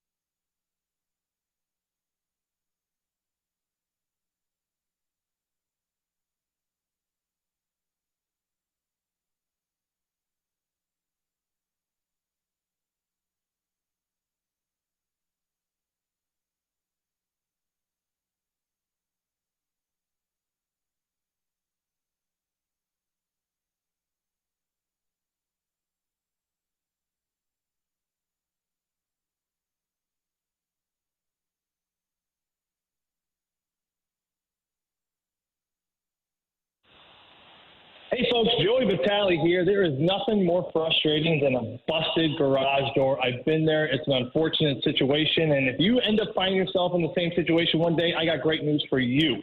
I got a great guy. His name's Jason. I call him J-Bone. He's the man. He runs Schaefer Door Company. He's got a heck of a team. Go check him out at their website. It's at SchaeferDoorCompany.com, SCHAE1FER. They're going to take care of you. Small job, big job. They do personal. They do businesses. Any garage door needs, if it's a spring, if it's a cable. I don't even know what the heck goes into these garage doors, but Jason and Schaefer Door Company, they do. For best results, give them a call, shoot them a text. They are going to respond. They are a small enough company. They will take care of you personally. 636-782-3608. Give them a call, shoot them a text. Schaefer Door is a Clopay Master authorized dealer.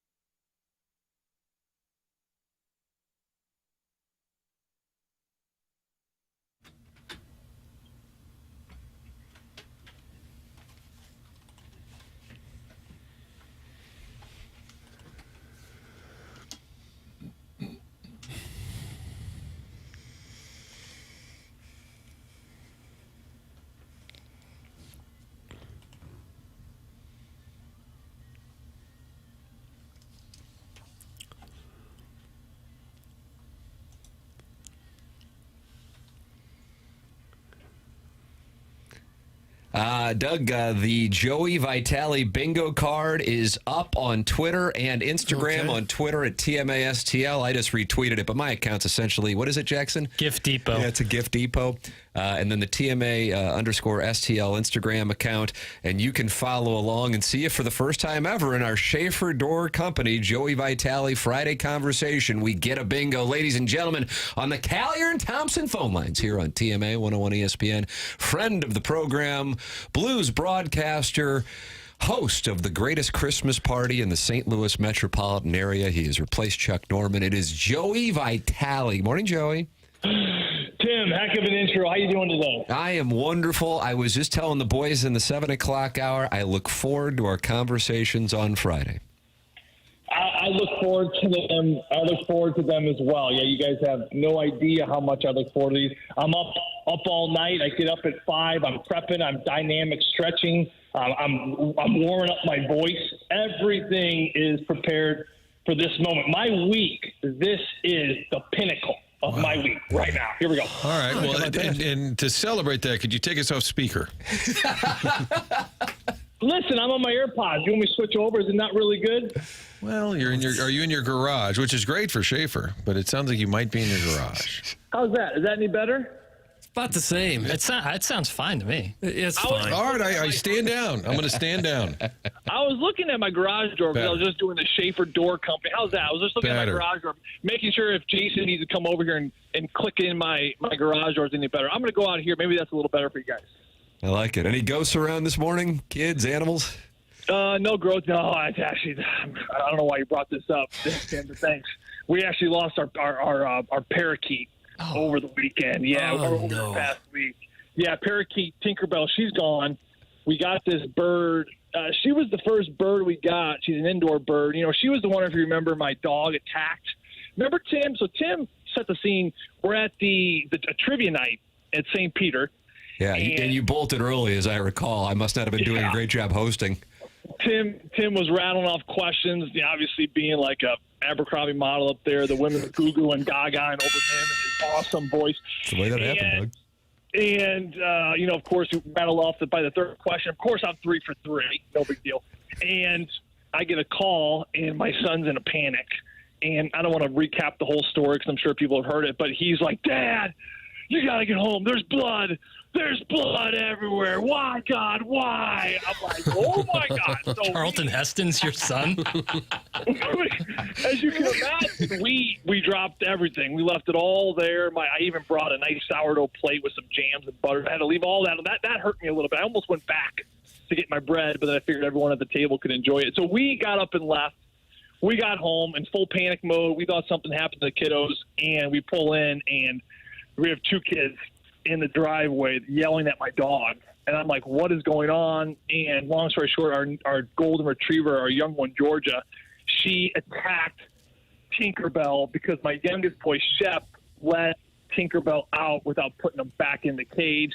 Tinkerbell was on his last breath. I was thinking about just snapping its neck because I just need to take the thing out of its misery. I know it sounds cruel, but this thing could barely keep its eyes open. It had no feathers. It had blood. I think some of its intestines were coming out of its body. I'm like, it's so vivid. I said, honey, I got to take this thing out. She goes, no, do not do that. At least call the animal hospital. So I called the animal hospital. Those are the great people over there in Brentwood at the 24/7 establishment. Yola. I said, hey, I got a parakeet. Shout out Brentwood Animal Hospital. I got a parakeet that I don't think it's going to make it. And they're like, well, do you want to bring it in for an x-ray? I'm like, well, what's that going to do? And like, well, not really much. We can't do anything. I was like, and then they're like, you can bring it in for some oxygen. I go, you have a mask for a parakeet to give it oxygen? She goes, yeah, we have masks for all different sizes. So I'm like, well, what would that do? She's like, well, it would make it comfortable. I was like, what happens when you take the oxygen away? She's like, well, not much. I go, so I'm just stuck with a $500 bill for giving my dead parakeet oxygen. So I decided not to do that, and we decided just to kind of give it the night. And I swear, you guys, I wake up the next day, and it's kind of up on 1 foot. And then the next day, 2 feet. And then it starts kind of making this horrible screeching noise. Before it was so pretty, it was like, tweet, tweet, tweet. You know that song? Tweet, tweet, tweet. Sure. Tweet, tweet, tweet. It sounded like that. Like I'm waking up every morning like, this is a great bird. Now it's like, oh, God. I'm like, oh, God, this sounds horrible. Can you please stop tweeting? And I felt bad for the bird because, like I said, it only had 1 lung. Anyway, long story short, I nursed this thing back to health. I felt like Ben Stiller from Meet the Parents. He's like, hey, just, put a little saucer, pet it under his teeth. Oh, yeah, that was Geppetto and his nipples. Yeah, I have nipples, Greg. Can you milk me? Yes, exactly. Bob De Niro.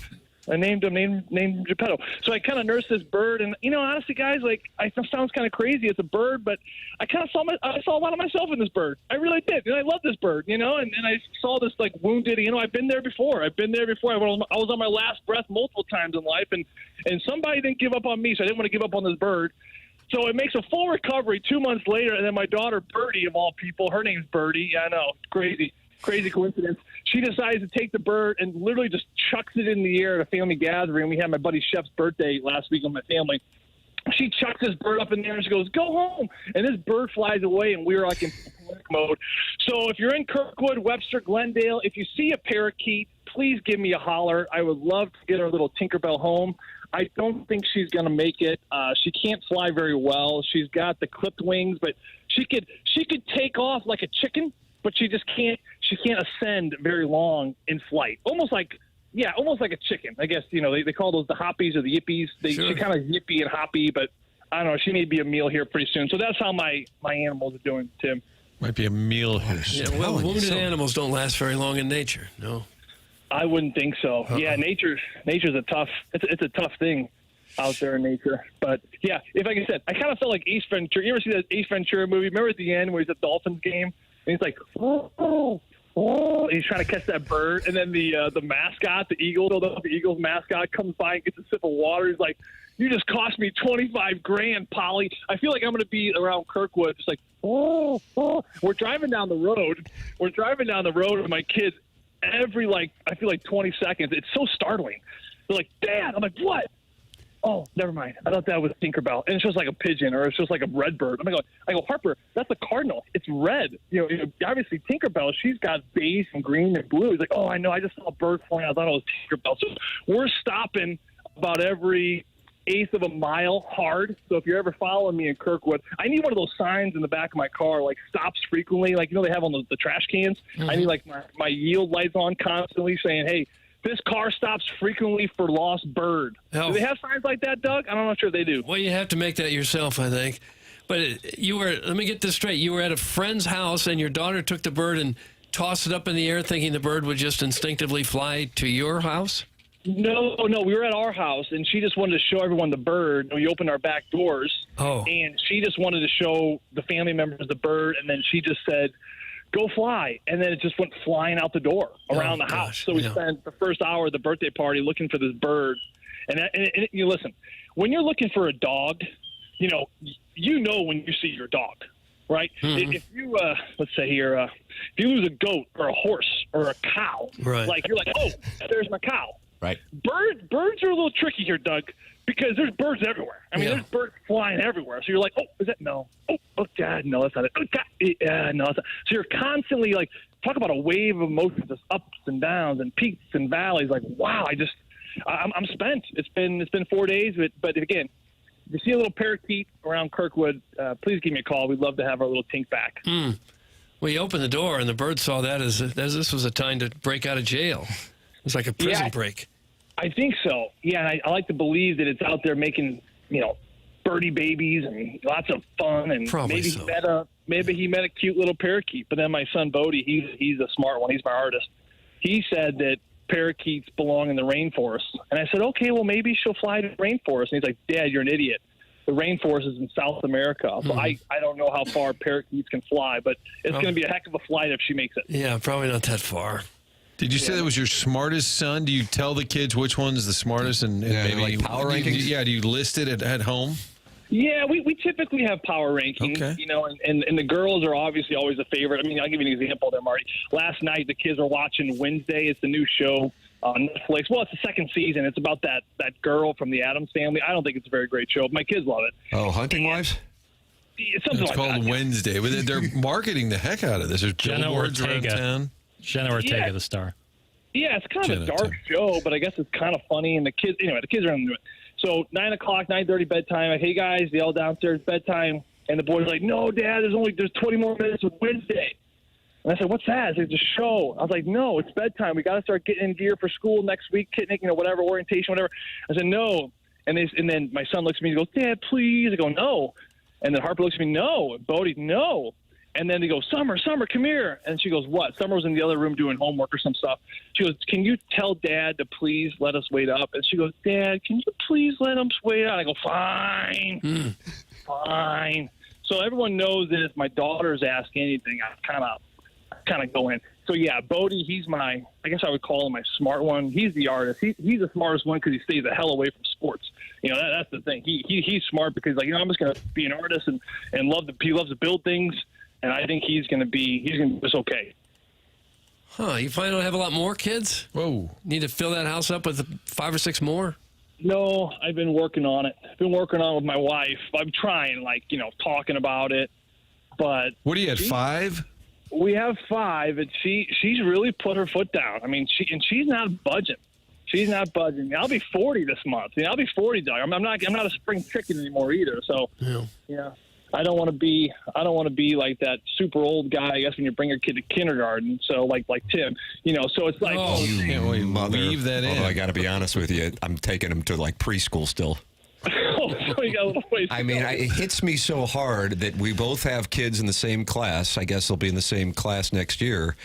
And you will feel old at 41 when Shep is in that class, and I will be 49. I mean, we'll have people in there in their 20s. God bless America. What the hell am I doing? And this was all done during a commercial break, too. I conceived the child during a commercial break on this show. Who among us hasn't? Thank you. What's that, Joey? Let's get more into that. God, there's a soft cow in Kirkwood on the list along with the parakeet. No, I think that's more the norm, though, Tim. I mean, I think to create a child in a commercial break. Yeah. No, not that. Being older, it's hard, man. It's hard coming out of college nowadays, and you gotta they call these the poop years. The poop years are like 20 to mid 40s. They call them that? They call them that. You know what I mean? It's like you got to get all your finances in order. You got to get your finances in order. You gotta settle down. You got to find a woman or a man, and then you got to like start a life together. Then you got to like buy a house, and you got to get a stable job, and it takes some time. You know what I mean? And guys, they have a little bit more time. Because biologically they can have children until they're 90. Women, they're kind of on this ticking time bomb, right? Where they only have so many eggs in there, and once those eggs are done, they're done.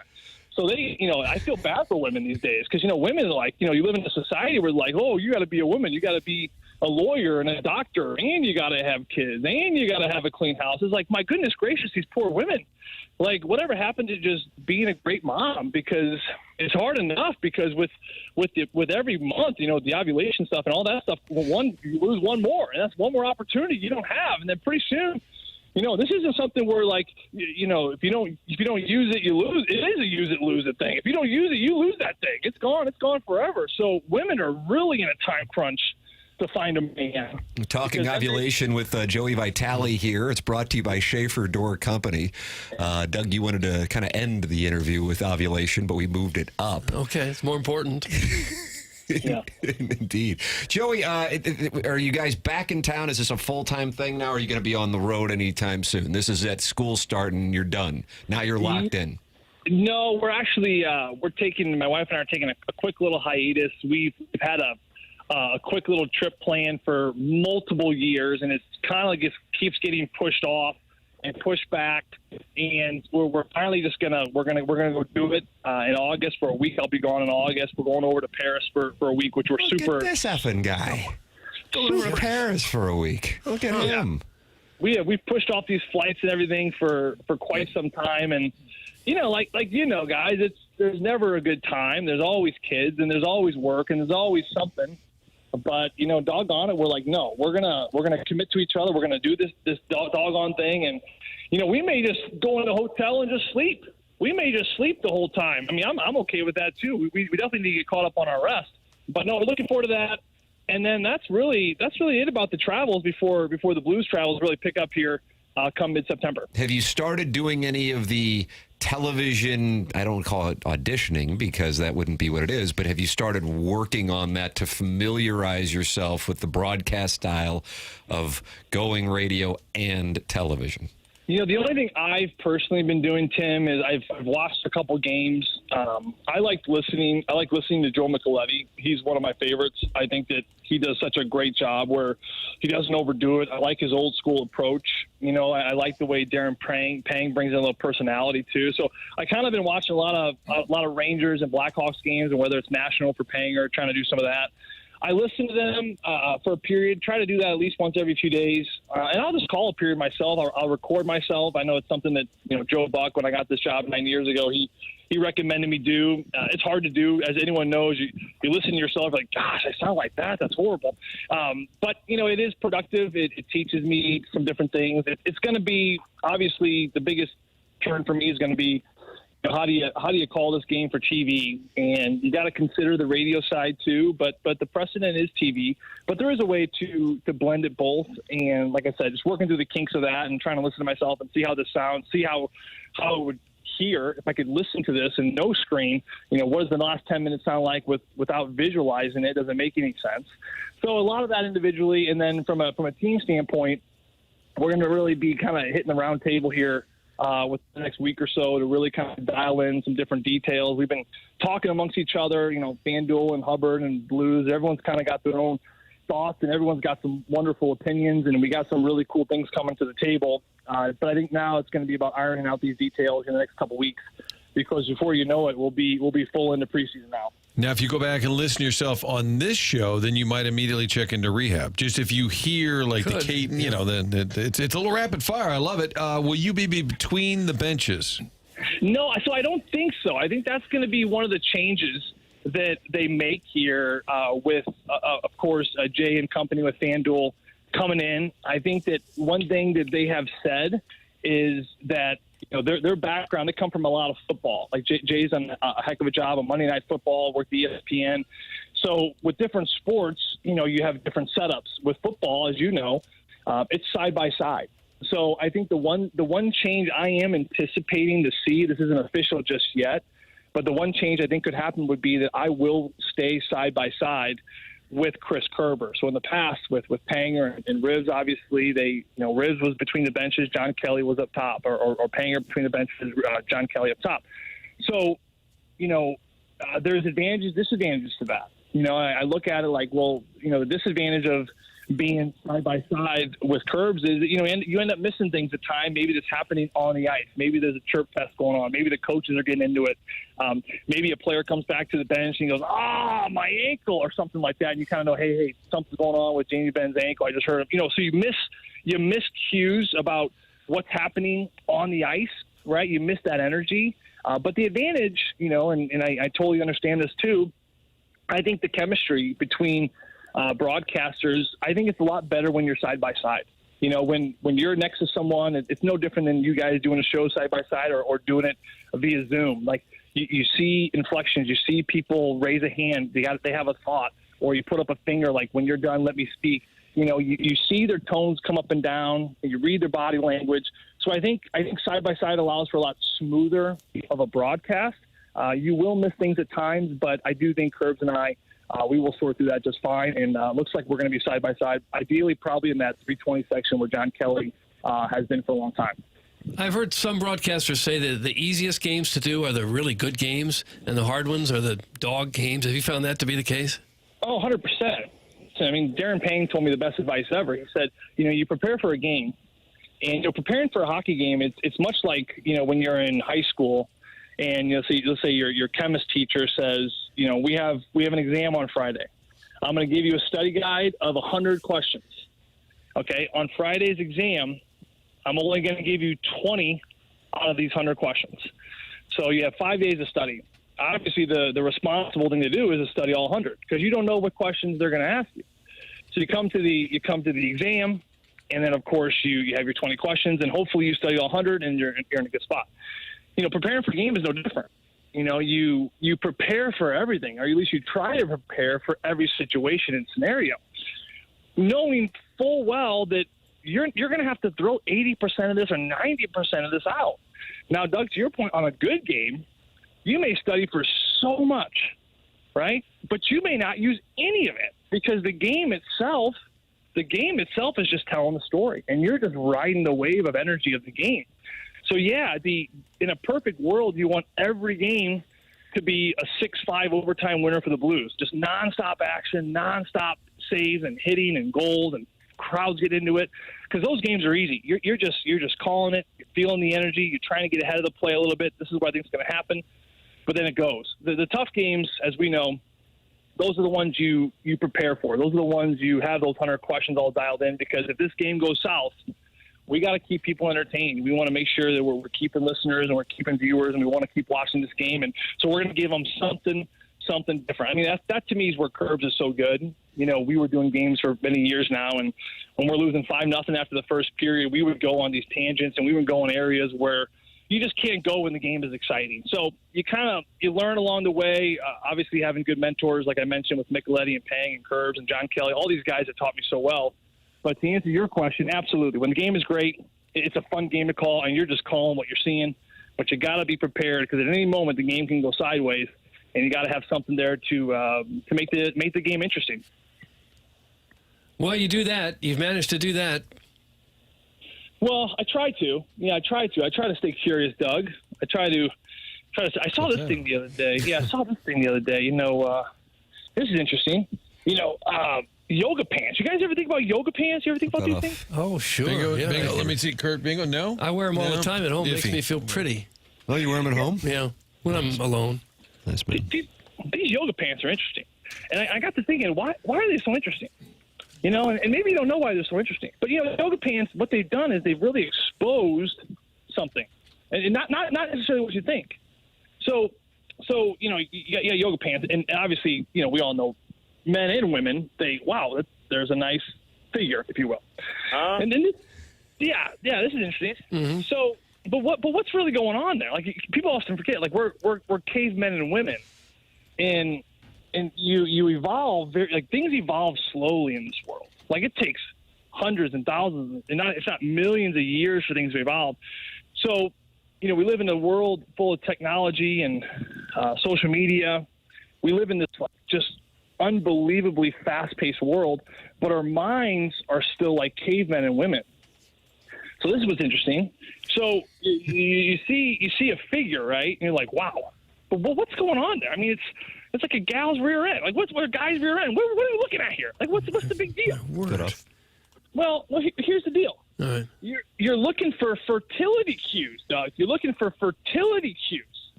And this is science. This isn't my biased opinion. I'm reading this article the other day. Yeah. So fertility speaking, the best body shape to have a child, they say, is like a pear-shaped body type. And I'm listening to this and I'm like, wow, that's fascinating. And they say that, people have all different types. And I think I have more like maybe avocado, or maybe I'm an apple. I don't know what I am. Doug, how would you describe Joey's body? Avocado sounds Doug, good. always good to see you. It's better to look at you from behind. Oh, come on, Jay. Jeez, what was that? So this is true. The body ratio from hip to thigh, they say like a 0.7. A 0.7 ratio is the most ideal to bear a child. This is crazy. So next time you look at a person and you admire them, you're actually looking at them because you're admiring the fact that this person could be really fertile and I can have a child with them. Listen, the world's smart. Yeah. We're not still here by accident. No. We're cavemen. We're looking for cues to see how are we going to keep this civilization moving. We got to keep people coming in this world, right? So you're looking for people with the body types that will produce the fertility. I mean, we've talked about kissing, I think, before. Maybe we haven't, but when you're talked about kissing before. Not between the two of us, no. You exchange saliva, Doug. You're exchanging saliva on a kiss. You're actually biologically, are we compatible? Down to the microscopic level to have children. That's why sometimes you're like, how's the guy? Oh, he's good. He kissed me last night. Well, do you like it? I don't know. But the problem is your body's telling you can't make babies with this guy. That's what it's trying to say. Okay. That's all it's trying to say. Listen to your body. Or he kissed me. Oh, I got butterflies. No, you didn't get butterflies. You want to have babies with this guy. And your body's saying, yeah, go. You can do it. That's right. That's right. You know what I mean? Yeah. Have you ever thought about teaching a sex ed course? Listen, Marty, here's the deal. What? You're a caveman. We're all cave people. Just because the world's so fast-paced, we're still, again, evolution takes time. We're still in that caveman spirit. So be observant. All I'm telling, my message is simple. Be observant. Look around. Things may not be what you think. You are a caveman, and you got to think about that. Doug, you are a caveman, and you got to think about that. That was a very good answer. I completely forgotten what the question was. Yeah, for sure. But it was a wonderful Whether answer. the Oilers could make it back to the conference I final. think that's what it was. Hey, guys, they won't. Joey Vitale, when are you heading to Paris? We are going I got to ask my wife. I don't even know. She's got all the flight stuff. I just got to get to Tim. I wake up every day. You know what I say to myself every day? I wake up every day and I say, you just got to get to lunch, buddy. Just get to lunch. Well, we're almost there. I hope you will call in from Paris. I'm sure your wife would really enjoy that.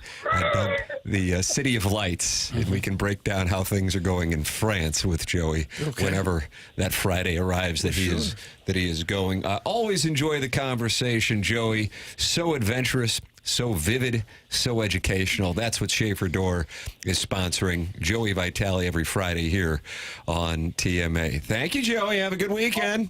Always a pleasure, boy. You guys have a great weekend as well. There he is. It's Joey Vitale on the Collier and Thompson phone lines. Chairman, did we get a bingo? Yeah. We got a bingo. Multiple. Yeah. What was the bingo? This would be considered the B column. The B column. So all the way to the left. Yes. And he definitely had a Tim Limming comment. Yep. He had to have yelled, screamed, or Ric Flair wooed at some point. Yeah. Song lyrics. There was a Tweedly Deedly Dee. Oh, yeah. Yeah. There was multiple facts about animal reproduction. sure. Almost the theme of it. And then we were on the edge of the random comparison that no one can follow, but he hit that in spades there at the end. I don't even remember what it was, but it's definitely there. There it is, Doug. A bingo hits. Nice. And you can see the bingo card on the TMA Twitter account, TMA STL, or the TMA Instagram account. Did he mention anything about when he played? No. I don't think so. That one didn't make Nothing. it. No Sidney Crosby happy 38th birthday message either.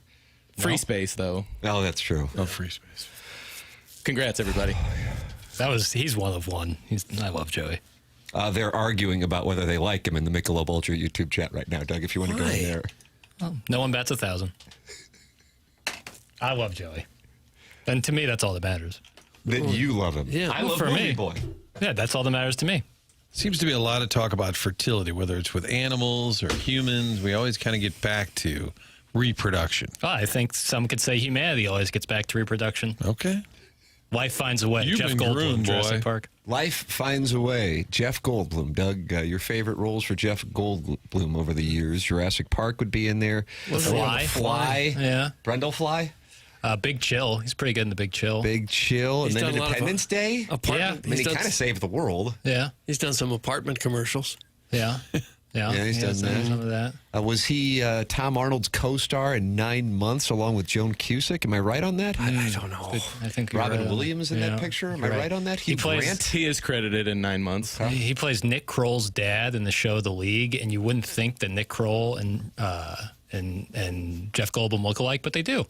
Pretty good. Seems to enjoy really being kind of weird. Like he yeah. feeds off of that. Yes. You What can a tell great- that at the award shows. Yeah. Adam Welly has issued a statement to us via the Michelob Ultra YouTube chat with regard to those who are unhappy with Joey not talking enough sports. And he says, "It's okay, guys. We got some olds in here." That's Adam Welly.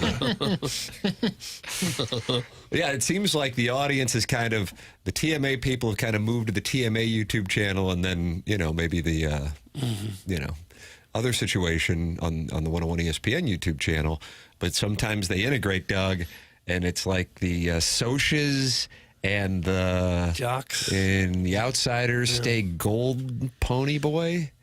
Yeah. That's what can happen in the Michelob Ultra YouTube chat. Michelob Ultra, 95 calories, 2.6 grams of carbohydrates. Sunny weather in the forecast. Get out and enjoy you some, brother. Michelob Ultra, sponsor the YouTube chat. It's only worth it if you enjoy it. Sponsor the Dotem and our upcoming golf tournament. And by the way, next week, temperatures cool down again into the mid-80s. So get outside and enjoy it. Michelob Ultra. It's only worth it if you enjoy it. Tim McKernan, Doug Vaughn, Martin Kilcoyne with you. We're not done here, though. We got Matt Holliday coming up in the 9 o'clock hour. We got Miles Mikolas in the 10 o'clock hour. We got the Design Air Heating and Cooling email of the day coming up at 10:45 before BK and Ferrario take over. The program is called TMA. It's presented to you by Brown & Crouppen on 101 ESPN and the TMA STL YouTube channel.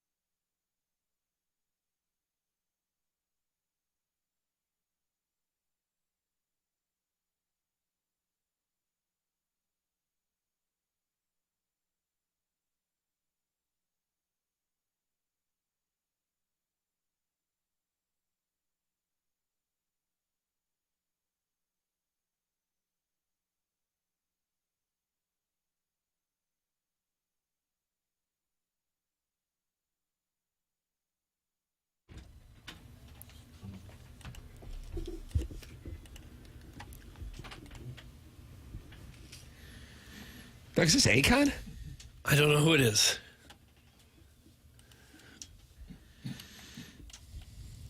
Is it one of the Chipmunks? Is that Theodore? It was Alvin.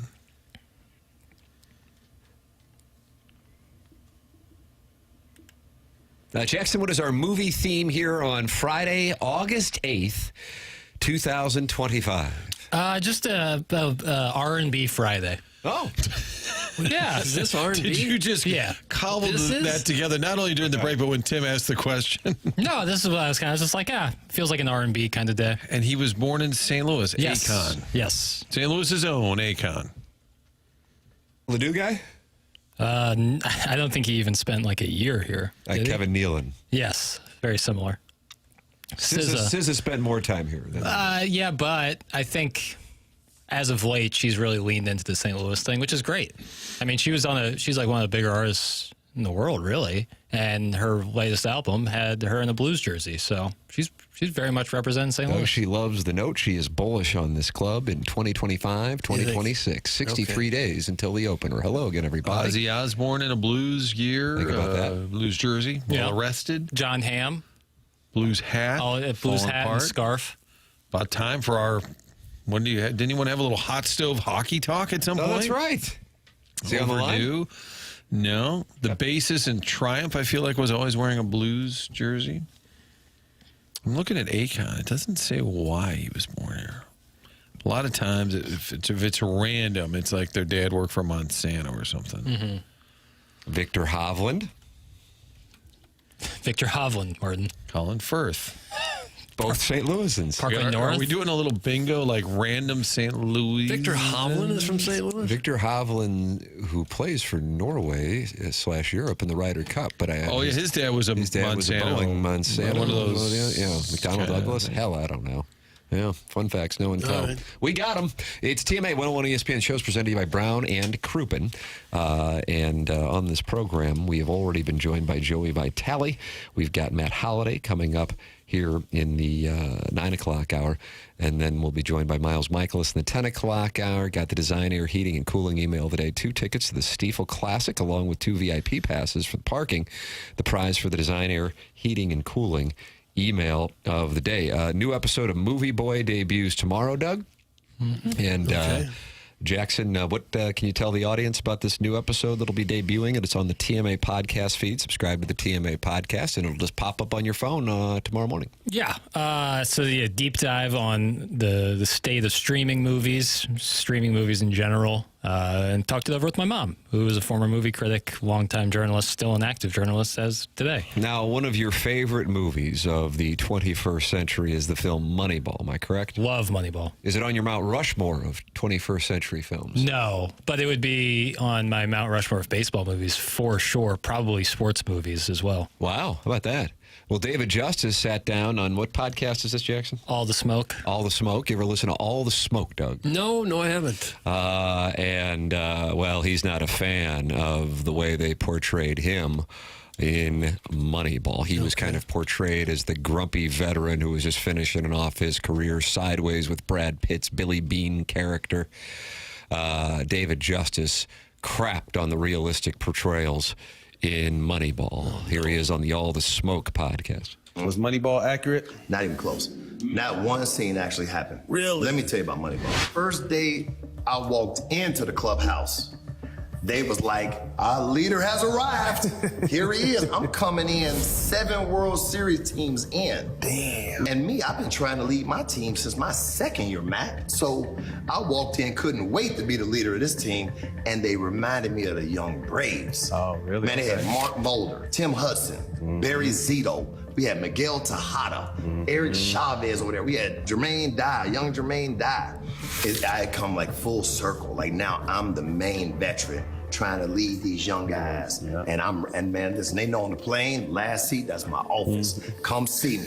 My character was made to be kind of like a standoffish type of guy. You know what I mean? I had teammates that saw it, that was calling, hitting me up. DJ, man, we salty, man, how they played you, bro.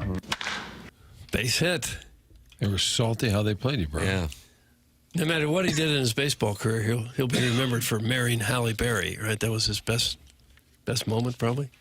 big home run in the 95 World Series to give the Braves their only world championship. Also a guest on the Edmonds and McKernan show. I think that's probably the one. Mount Rushmore of David Justice accomplishments. Right. His Moneyball appearance. Royce Clayton was in that movie. Like really Royce Clayton, not somebody playing Royce Clayton. They kind of look alike. Royce Clayton played Miguel Tejada. That's what it was. Who won MVP that year? Career home runs, David Justice. I remember having Mulder on, I think my podcast. Or no, I think it also was on the Edmonds McKernan show. And he's like, all right, I'm going to watch this thing. I've never watched it. And this is like, I don't know, a good number of years after it was released, because he was told by his teammates and people who knew about the team that it would really kind of irritate them because they didn't mention what Justice just mentioned, which was the combination of Mulder, Hudson, and Zito. And it focused on Doug Hatterberg. Scott Hatterberg walking. Yes, that's correct. Well, it's not like Hollywood to ever exaggerate a point or anything. Well, it's not a documentary. That would be my main. No, but it's kind of based on what really happened. Yeah, but I don't. The movie isn't totally about the fiction athletic. either. It's about Billy Beane. To me, like that's my always when I watch Moneyball, and I love Moneyball. It's like it's a movie about Billy Beane. It's not necessarily about the Oakland Athletics, although obviously that's a major part of the movie. I think it's about Billy Beane's essentially his revenge on the system in a way. Or at least that's the story they're trying to tell. And it wouldn't really fit in the story about the pitchers, although it's obviously very important. But just a few minutes for someone to have a snide comment like, yeah, Hatterberg's great. Doesn't hurt to have these pitchers either. Sure. Could have mentioned it somehow. Yeah, it's fair criticism. It's a common criticism. And I'm not going to, but what the movie does is amazing, so I'm not going to What does it be do upset. that's amazing?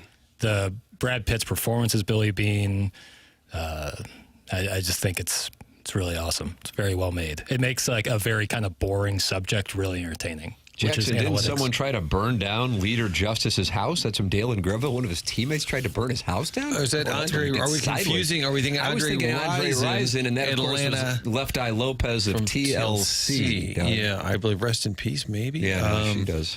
I think they're confusing David Justice, Andre Rison, prominent stars living in the Atlanta area. Could be wrong. David Justice lost his house in the wildfires. But that was not necessarily arson. Correct. Can't hang that one on Left Eye. Tim is hotter than David Justice. Thanks. That's from the recovering alcoholic from Belleville and Webster Groves. I don't know. I don't know about that. Is he like 5'7"? David Justice? 6'4"-ish, I think.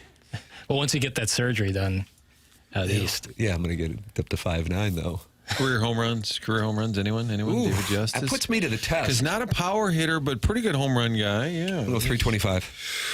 He had a couple of years where he had 40 or more, I think. So I think he probably made it over 300. Yeah.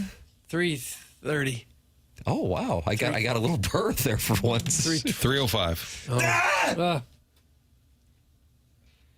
Save this movie talk for Movie Cuck or whatever the damn thing's called. That's from the 314. Is it He's not called happy. Movie Cuck? Maybe some weeks. The episodes with Gareth. Yeah, if we do a Matt Damon deep dive. Oh, Matt Damon's he plays cuckold a lot. Really? Yeah. It's Mount Rushmore of Matt Damon cuckold films, Doug. Downsizing. In Contagion, the credits are still rolling and he's getting cucked. Wow. The Departed big time gets cucked. And then you could probably make an argument. Oh, Talented Mr. Ripley, he's like a pro cuck. A professional cuckold? Yeah, there are some schools that are creating that major now. Yeah. What do you have to do? Just get yourself a Davenport and sit tight? In Departed, it's tough. Yeah. I could have majored in that. Yeah. I could have found an old Davenport. I'll just sit here and you berate me.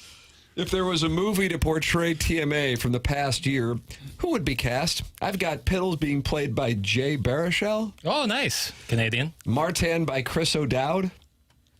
Chris O'Dowd. I need to take a look. I look at Jackson for these names. I know. I should know. I've heard the name Chris O'Dowd, and I'll recognize him as soon as I see him. This could do damage to the movie Cuck brand. No, not Chris O'Dowd from Martin. I wouldn't say. I disagree with that. He is from Ireland. Yeah, there you go. How about Wilfred Brimley? and no longer with us. I think. Oh, well, that's going to be hard for him then.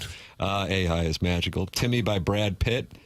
Doug by John Lithgow. Yeah, always. Supported by the chairman, played by Paul Walter Hauser, who will go on to win a Golden Globe. That is true. Paul Walter Hauser is awesome. Doug, Paul Walter Hauser. You saw Richard Jewell, right? Maybe. He played Richard Jewell. Okay. And isn't he in Cobra Kai? Is he? I don't watch the presentation. Wow, I just got looked down on right there. I caught it. Is that television you're referring to? I don't look down on anything. Who am I to look down on anything? So why are you doing it? Right. Precisely. Are there drops today?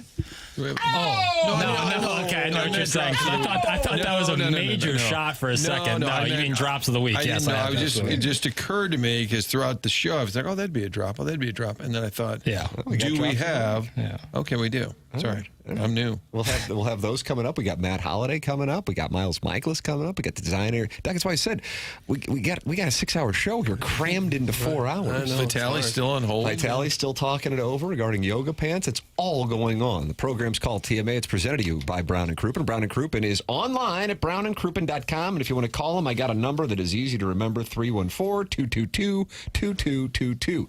If you have been injured in a car accident and you're going, I don't know what to do, here is the answer. You go to brownandcrouppen.com and you work with a local law firm that has been in St. Louis since its founding in 1979. It's Terry Crouppen, Andy Crouppen, and Ed Herman, and their very large staff that they have in those new offices built down on the hill. Brown and Crouppen, longtime sponsor now of TMA, and online at brownandcrouppen.com. 314-222-2222. Remember, the choice of an attorney is an important decision. It should not be based solely on advertisements. Matt the Bat coming up next here on TMA 101 ESPN and the TMA STL YouTube channel.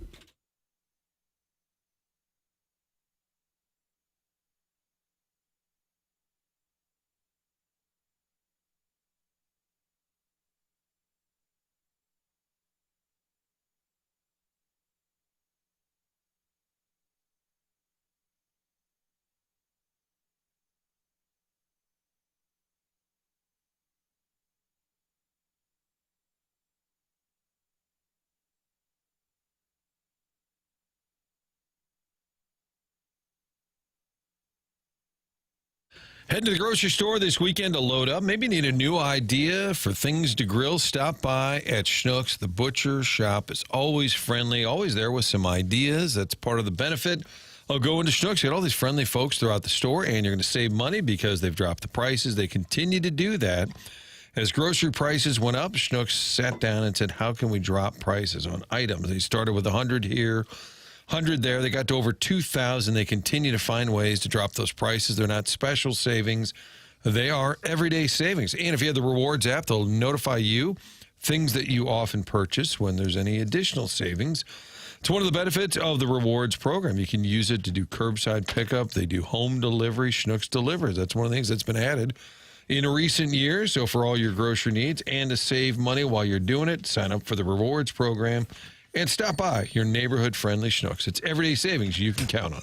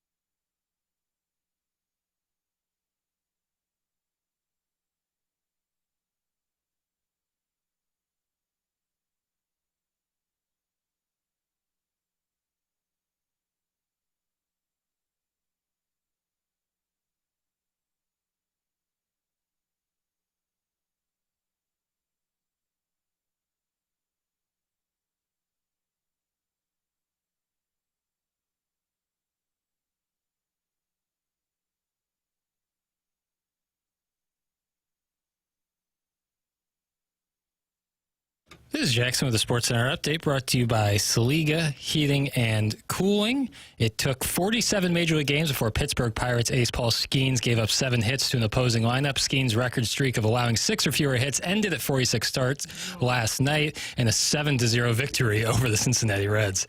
That was another Sports Center update brought to you by Saliga Heating and Cooling, a Daikin heating and air conditioning dealer.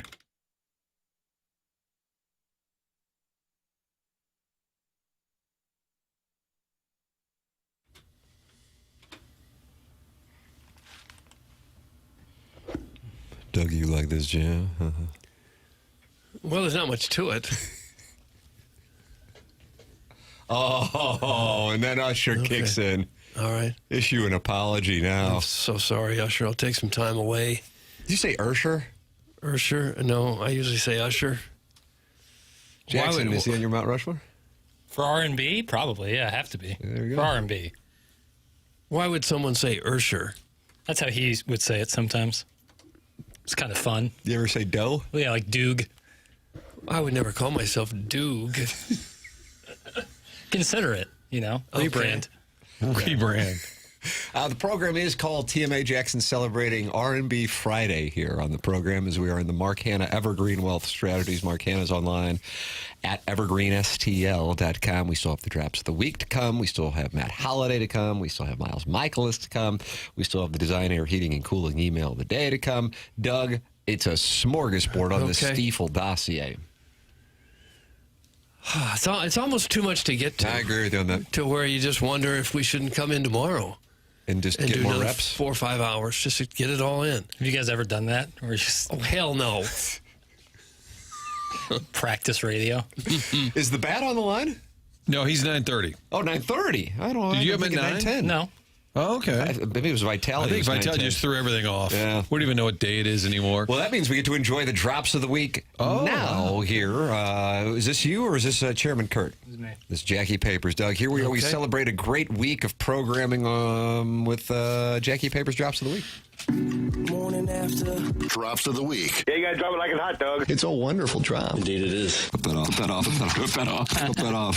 Clip that off. Are you worried about all the perverts? You are quite perceptive, Tim. That is absolutely true. Frank was running me ragged out there. Come here, big fella. The Los Angeles Dodgers won this game, but the Cardinals won it 5-3. Hey, what's up, Evan? I don't have long to talk, though. I'm leaving Vermont. Well, it's actually Sal. So, Huff, did you let him know who he's on with? That's a goal of mine, is to not read every day. That is an excellent idea. Bottle of bleach and computers in the background. I'm not sure where we're going with that. Handing out lollipops and ass whippings, and I'm fresh out of lollipops. It ain't personal, bro. It's business. Like, I want you to do better than that. Oh, was I not supposed to say that? I don't think so. All right, edit that part out. Do it live. I'll write it and we'll do it live. Thing sucks. Oh, That was Drops of the Week. Bill O'Reilly, geez, that's 15 years old. That wasn't from our show. No. The way I haze the producers around these parts. Multiple producer hazings in that. Hoff, did you tell him who he's on with? Yeah, like it's the producer's fault that this guy this Dan in Warwick doesn't know who's he on with. Doug, we've got breaking news that might make you happier than Missouri deciding to actually wear their school colors. Oh, what's that? St. Louis City SC and Purina introduce the club's first ever team pet, and it's a dog. Of course it is. It would have to be. Defense, doggies, defense. Yeah, we're actually going to be known as the Dogs. Here come the doggies. The toasted ravioli thing didn't catch on. The doggies have arrived. Yeah, the winning didn't catch on either. Oh! Well, I'm just saying, when you don't do well, then you get an animal. The Blues tried that for a while. They were kind of down and out, and then all of a sudden, hey, look, we got a dog. Barkley. Yeah. They love it in St. Louis. And then when the team struggles, you say, oh, look, Don't really the need a dog dog is in anymore. the office today. But it would make sense to have a dog running up and down the sidelines there at the soccer games. Why People don't would we love have that. one at Hubbard? Why don't we get a dog? We had Terry Krupin's dog in here the other day. Gorley. Mm-hmm. I guess, yeah, I'm all in favor of City being the Dogs. I don't be, I don't know, a downer, but feels like polling sold this in It's all a way to make money. I don't know. I don't know. But God bless the dog. We all love dogs, except Jackson. It is a business. If they want to make money, that's kind of what they're in it But do you for. think it is a marketing ploy? Oh, sure. Overcharge him for a second-hand Bowflex. Let's get ripped. What would you pay have for you a ever second-hand? overcharged for a second-hand Bowflex? Is the Bowflex the thing that you would attach to, like, the doorway? and do No, pull-up? it was a machine, but it was like when you were working out at home and you would buy that unit. I think It it was had all kinds of things coming out of it. But instead of having like weights, I think it was always like bands and Oh, it's like one of those the cable machine at the gym that you can do pull downs, presses. It's kind of a jack of all trades piece of equipment. Okay. Bow. I'm seeing it as like one of those dumbbells where you can change the weights. They Well, it may made a have line changed. of dumbbells Okay, got just under the name Bowflex, but I don't want them to be the doggies. That's stupid. That's from Why? Angry Dan, Doug. Why is that stupid? Angry Dan call-in will move you to the front of the line. 314-974-0101. Collier and Thompson phone lines, and you and Doug can legislate as to whether or not they should be the doggies. But they do now have a franchise dog. And Doug, there is a question in here wondering as to whether or not the dog's name is Tinsel. Oh, that would be nice. Might bring back a tear for me, thinking about how much I miss that slut. But it was a fun dog. Mark, you'll hear that next Friday. Fun dog. A lot of the neighborhood dogs agreed. Yeah, The Purina thing's about a month old now. It's from Just Don't Press Push. But it's they have to That us. shot like it's a Kate Middleton Mother's Day photo. But they haven't revealed the dog. That's going to take place tomorrow, so it is current news. So Saturday before they play Nashville, Doug, they're in SC. We've got a soccer club coming Makes to all town. the sense in the world. If Purina is your big sponsor, for sure. You They're don't on have the another jersey. nickname? They're on the. I'm sorry, they're on the kit. On the kit. So they'll have a little dog. Do you think it'll be a lab, Tim? I think I saw somebody. Oh, sent it a oh picture. no, it's already leaked. no, they posted it on their website. Oh, it's already out there. What kind of dog? Looks to be a yellow lab. Okay. They narrowed it down. There it is, right there. This is Petey is the winner, and I think he was chosen out of 7 contestants, Doug. Tinsel, I think, finished second. So Tinsel has Tinsel's the been alternate. dead for almost, 50 years. It's a spaniel. It's not a spaniel. It's a poodle. Martin's a soccer-hitting nincompoop. Show some STL pride, Marvin Killjoy. Wow. I'm I don't even see that one in there. Was this directly to your It's phone? from your from ownership.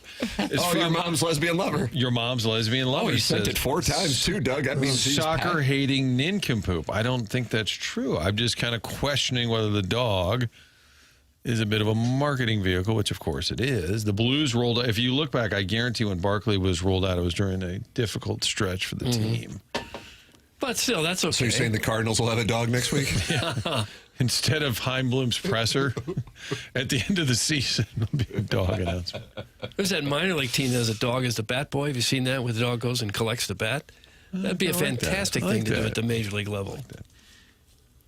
To be clear, I am a nincompoop, but there's nothing wrong with the dog. But it is a little bit of marketing play. Yeah. I didn't know I was a soccer-hating nincompoop. Jeez. It kind of hurt you. It kind of stung a little bit, didn't it? Oh, I just want to know context. No. Your mom's lesbian lover, call in 314-974-0101. Eric in the Central West End is not happy.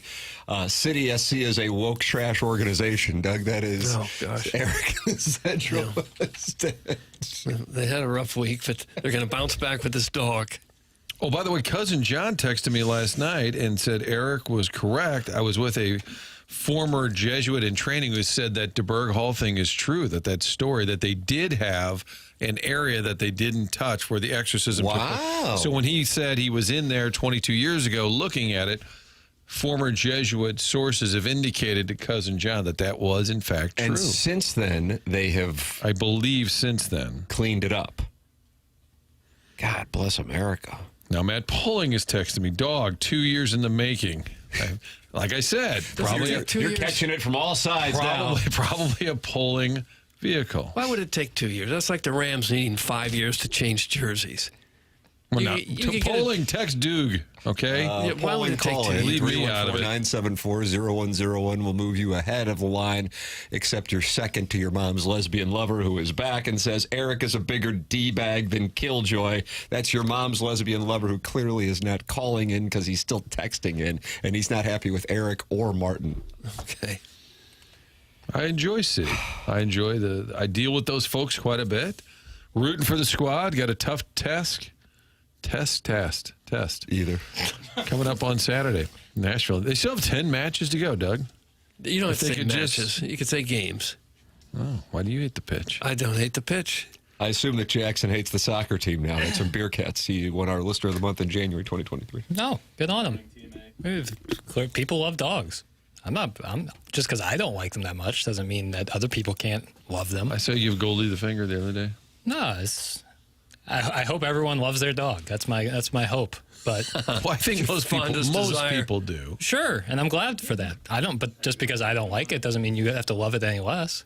No. Or don't want one. I like some dogs. But you're afraid of some dogs. No, I used to be. Now it's more just disinterest in their general well-being. Huh.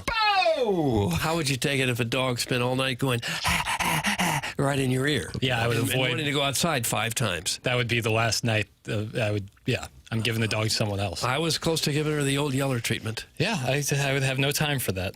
But I don't have like that love for dogs that you do. Yeah. Eric in the Central West End is angry as a hornet. I did not appreciate being called a liar yesterday by Paul from the wealthy part of West County. He is the one who did not go to the correct floor in DeBerg Hall. That's Eric in the Central West End. Well, and things do change over time. One guy can see something, and then if it gets moved, another guy goes here a year later, it's not there. It doesn't mean the first guy was lying about it.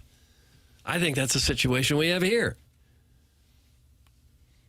Hey, guys, what's creepier? Guy who hates kids or guy who hates dogs? Dog hate guy is a straight-up psycho, right? No, That's a big tough. People are psycho. People are crazy for thinking that, oh, my God, I'm going to stop myself for say something I regret. Oh, it's crazy to me. Who dumps you when you swear? Me. I have to dump myself. No, I'm I know not you're saying I would swear. It's just I'm just saying. some people are literally awful to other people, but because they're good to dogs, that makes them a good person. Like what? That was the Kleiner line at the LaRussa roast. He said, oh, man, Tony, those dogs, he is great to dogs. He's great to cats. It's people he treats like bleep. It's wild to me. A lot of people have more sympathy for dogs than they do for people. Yeah. They're more redeemable. Mm-hmm. Okay. Hey, listen.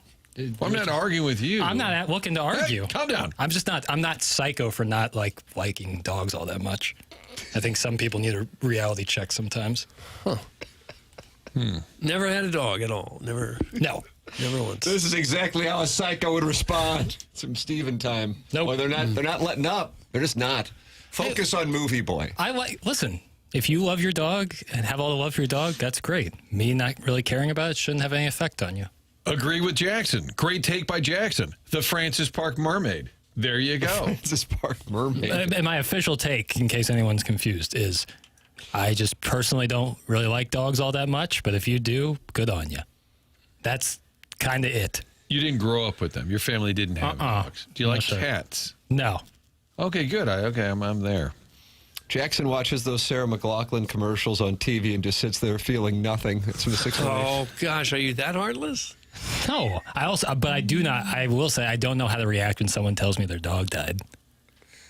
Like, I'm like, hey, you want to play golf? And someone's like, my dog just died. I was like, okay. Yeah, I feel terrible for you. Looks like a member of the family. 2:30 tea time. Like, I don't know. But, like, I don't know. I think that's different. I think you saying, it's not my thing, totally normal. But when people's dog die, it is a big deal for them. Okay, and I get that. Okay. Chairman Kurt goes on vacation with his dog. Good on him. I champion that. Good on you, Kurt. Thanks. See? Sounded insincere. It's a good read. Good on you. It was kind of like, whatever. Take this down to the turn. It doesn't bother me that people have dogs.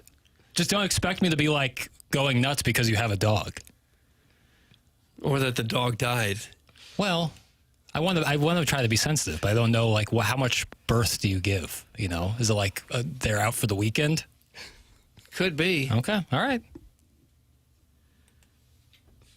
We all experience a lot. I feel sorry for Jackson's childhood. I don't. I had a great childhood. You having a treat? Coffee got a little hot in my top of my mouth. Oh, mouth. You seem a tad rattled. Can we get you back? I'm only rattled because people are being just disingenuous. Well, people love dogs, and they don't want to hear that someone else doesn't. And Okay, wants them all but what dead. I'm saying, like a Hunchback of Vaughn Castle, Jackson has no soul. No, I have a lot of... Turn it off. It's not going well in there. Look away. I have a soul and empathy and compassion for so many things. I just don't have the connection to dogs. My text line advice, kind of like Costas at the 29-minute mark. Look away. Well, it's my week to change names. Trust me, when weeks I'm not changing names, I don't look at the text line. Okay. It's just people being mean. You got 90 minutes, Jackson, and then it's over until September. And you know what that week will be? Missouri and Kansas. Can't wait. Can't wait. Bart Scott gif. Yeah, there you go. So just think, only 90 more minutes. And if you don't have a text inbox name saved, 314-399-9646. You got 90 minutes to get it saved, and then Jackson isn't doing it again until September. So here you go, 90 minutes capitalized. Plus, you can email in the morning after at InsideSTL.com for our Design, Air, Heating, and Cooling email today. 2 tickets to the Stiefel Classic along with VIP passes. To the parking passes to the Stiefel Classic. That's our prize. Matt Holliday coming up next. Miles Mikolas in the 10 o'clock hour. Design, Air, Heating, and Cooling email today at 10:45. Stiefel dossier has been set. The program's called TMA on 101 ESPN.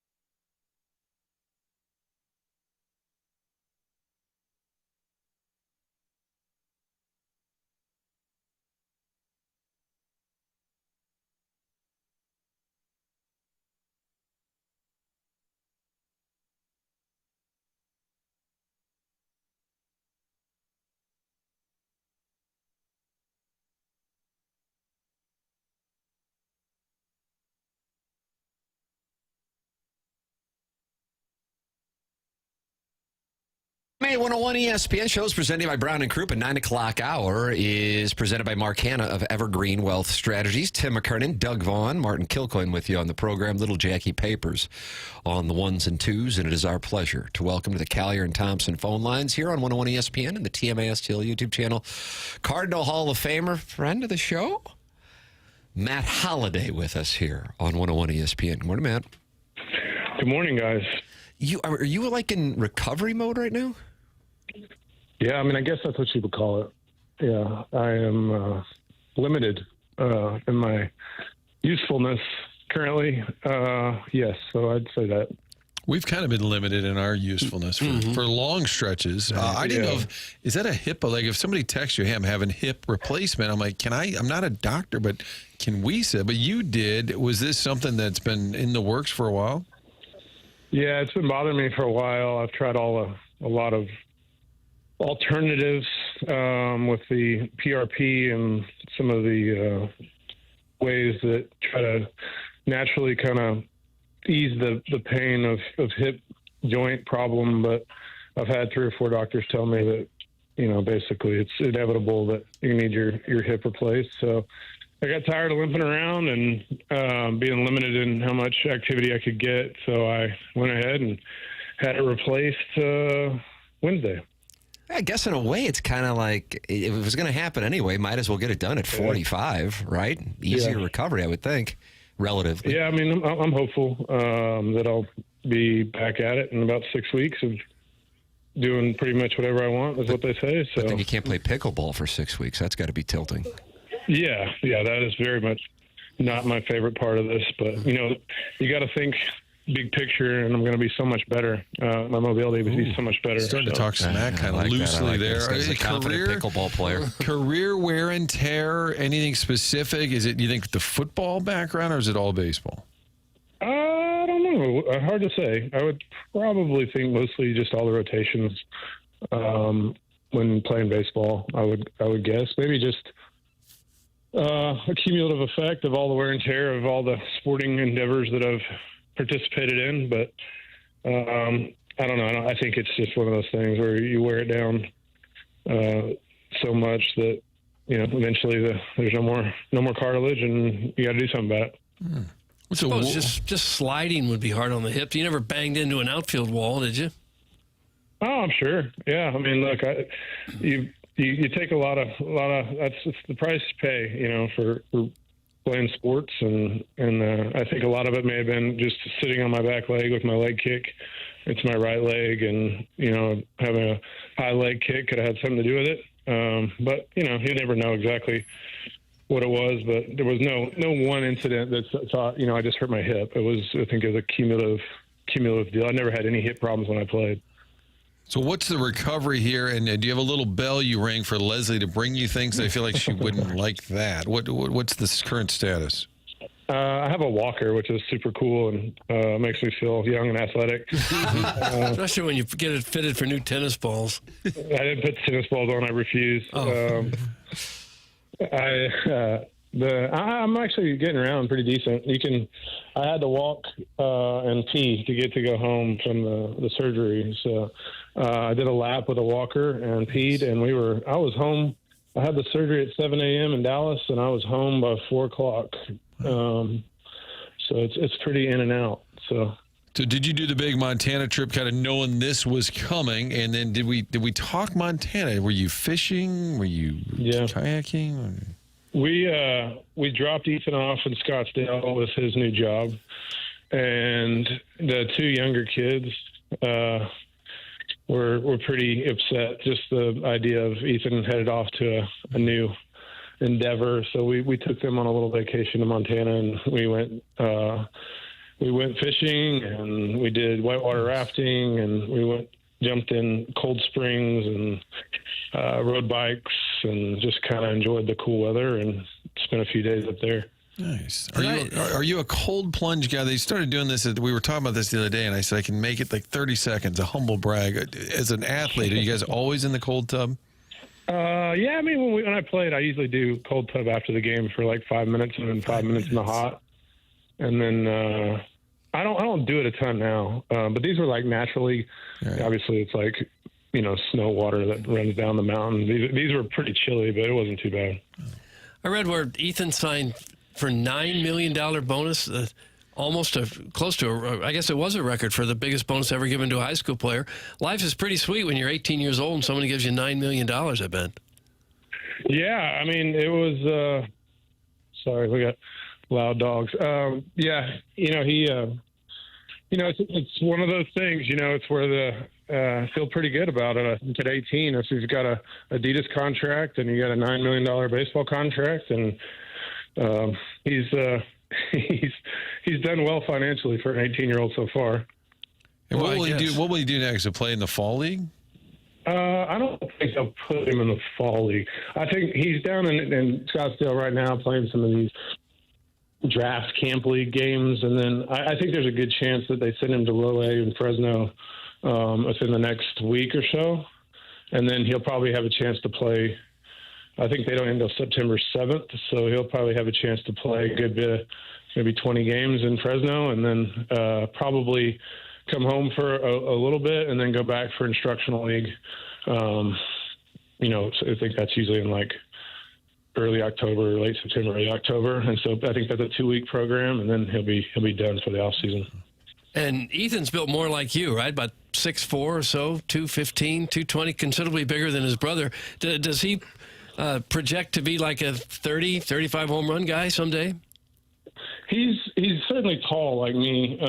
He's only about 205 maybe. I think he's built a little different, but yeah, I think he can play shortstop. I mean, he's big, but I think he plays the position really well. I mean, obviously they have Tovar at short, but it's always a fluid situation with that. But I think he could hit 30, 35 home runs. He's definitely big and strong and hits the ball really, really hard. But that's I don't easily throw that number around just because that's hard to do in the major leagues. So he certainly has potential to hit a lot of home runs, but the game's super hard, and he's just got to get after it and play well and work his way up. Matt, what's the mindset of a big leaguer when you know the team, they're going to trade parts at the deadline? Cardinals did. They're not buried. I mean, they're a 500 team, but they realistically are not a playoff contender. What's that like in the room in terms of the approach and just kind of showing up every day? I mean, you're getting paid good money, but is that difficult for a player who's, the whole goal is to be playing in October?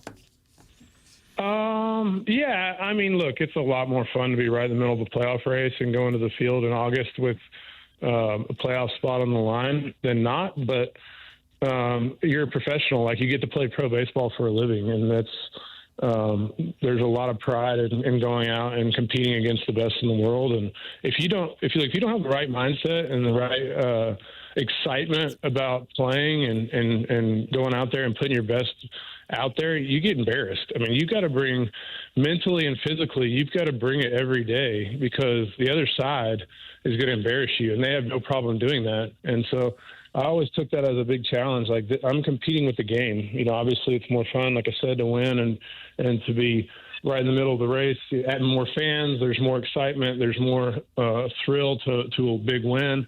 But at the same time, it's on you to find wherever you got to find it that, hey, I got to be ready or else I'm going to get embarrassed. And I took a lot of pride in never giving away an at bat and never losing concentration on what I'm doing. And so I think that that's something that, as a professional, that's what you're called to do, and that's what you're paid to do. And really the only option you have. And then I think as an older player, you're helping younger players understand what it takes to be, to win. And then as a younger player, you're hungry to learn and hungry to establish yourself and to looking forward to next year and make sure that, the organization sees you as a big part of the plan moving forward. So there's plenty to play for, even when you're not necessarily playing for the World Series. And I think the guys understand that. Matt Holliday is our guest. He is a regular here on TMA, joining us on 101 ESPN and the TMA STL YouTube channel, where you can watch the conversation at youtube.com/TMASTL. One thing that Cardinal fans are monitoring, despite the fact that, barring a big surprise, the Cardinals are out of the playoff race for 2025. J.J. Weatherholt, I don't know how much you've gotten a chance to see him, Matt. Man, he got called up to Memphis, continues to rake there, and fans are wondering if he would get an opportunity up here at this time in 2025. Your thoughts on a player being able to ascend and anything that you've seen from him so far? Yeah, I actually, when I was helping out at Oklahoma State a little bit and around the program, I got to see JJ play a little bit. Really, really good player. I'm excited about his prospects of being, the next, potential superstar. I think he's got a really, really good swing. I think a lot of it, as far as this year goes, I think that these teams now with the Rookie of the Year incentive of draft picks, I think a lot of these teams, when you got a guy like that, you look towards next year and you say this guy could win a Rookie of the Year type of talent. Then they might wait to bring him up until that kind of expires. I don't know what the at-bats is. I think it'll be around August 15th, where these teams can bring up their young big prospects that maybe they want to get a look at, that have earned their way up to the major leagues, but also not give up the idea that they could potentially win Rookie of the Year next year and get the team a first-round pick or whatever it is. Right? I think it's a sandwich pick. But yeah, I'm really excited about the prospects of what he can do, and as far as his swing and offense, I think he's going to be an elite player.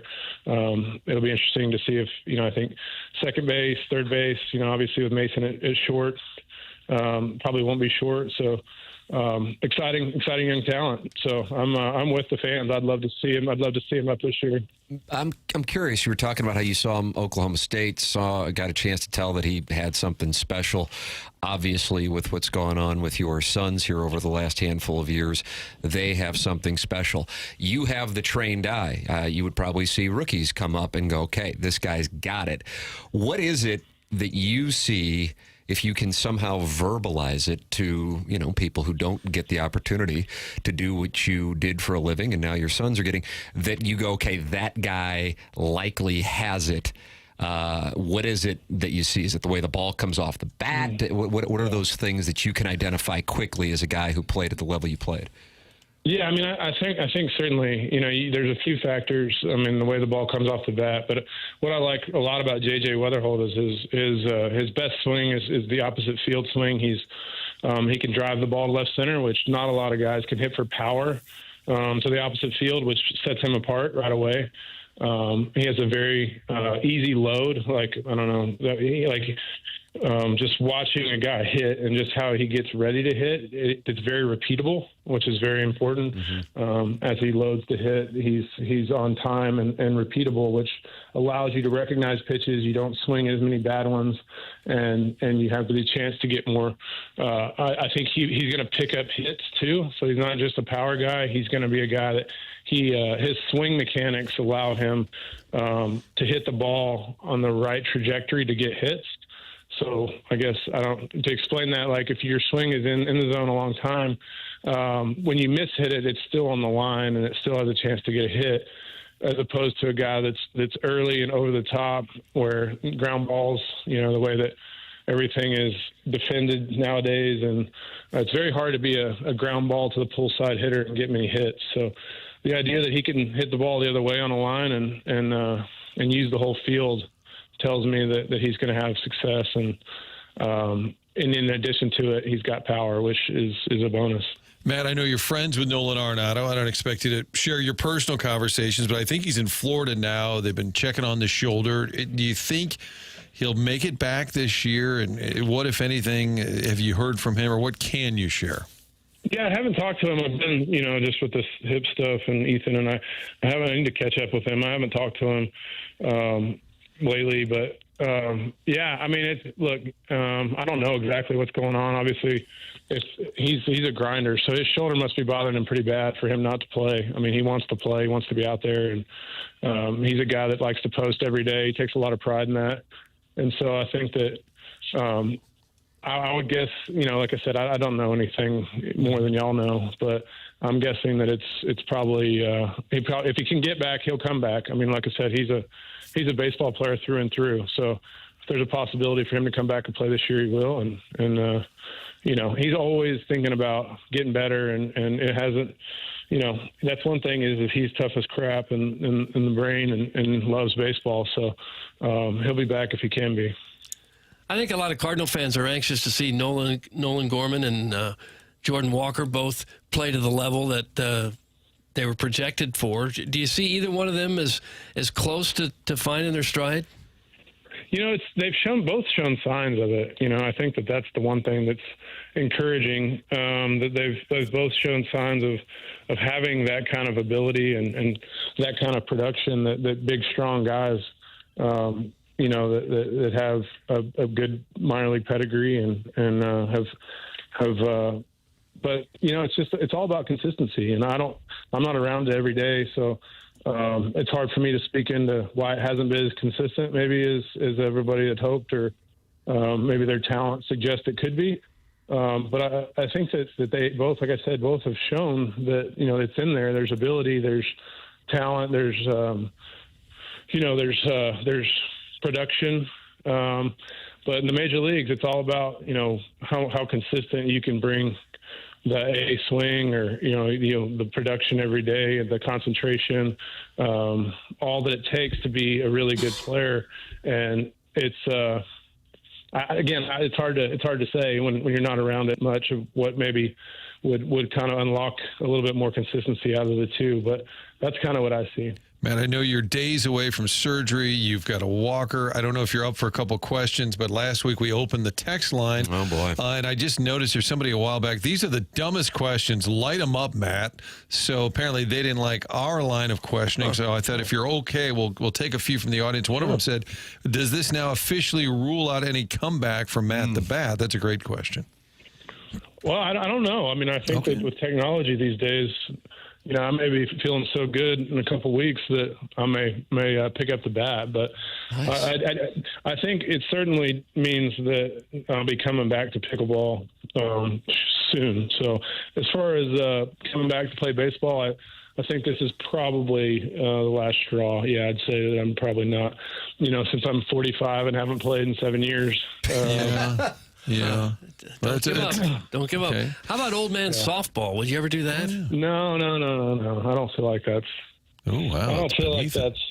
Well, I mean, look, if I can't hit it, if I go out, what am I going to, if I don't hit a home run every time? I mean, that would be really embarrassing. No upside. No upside. Have some little chicken hawk like me at second base going after you. Yeah. You can just run out and knock me over. Jackson, who spells his name incorrectly, just said no upside. There you go.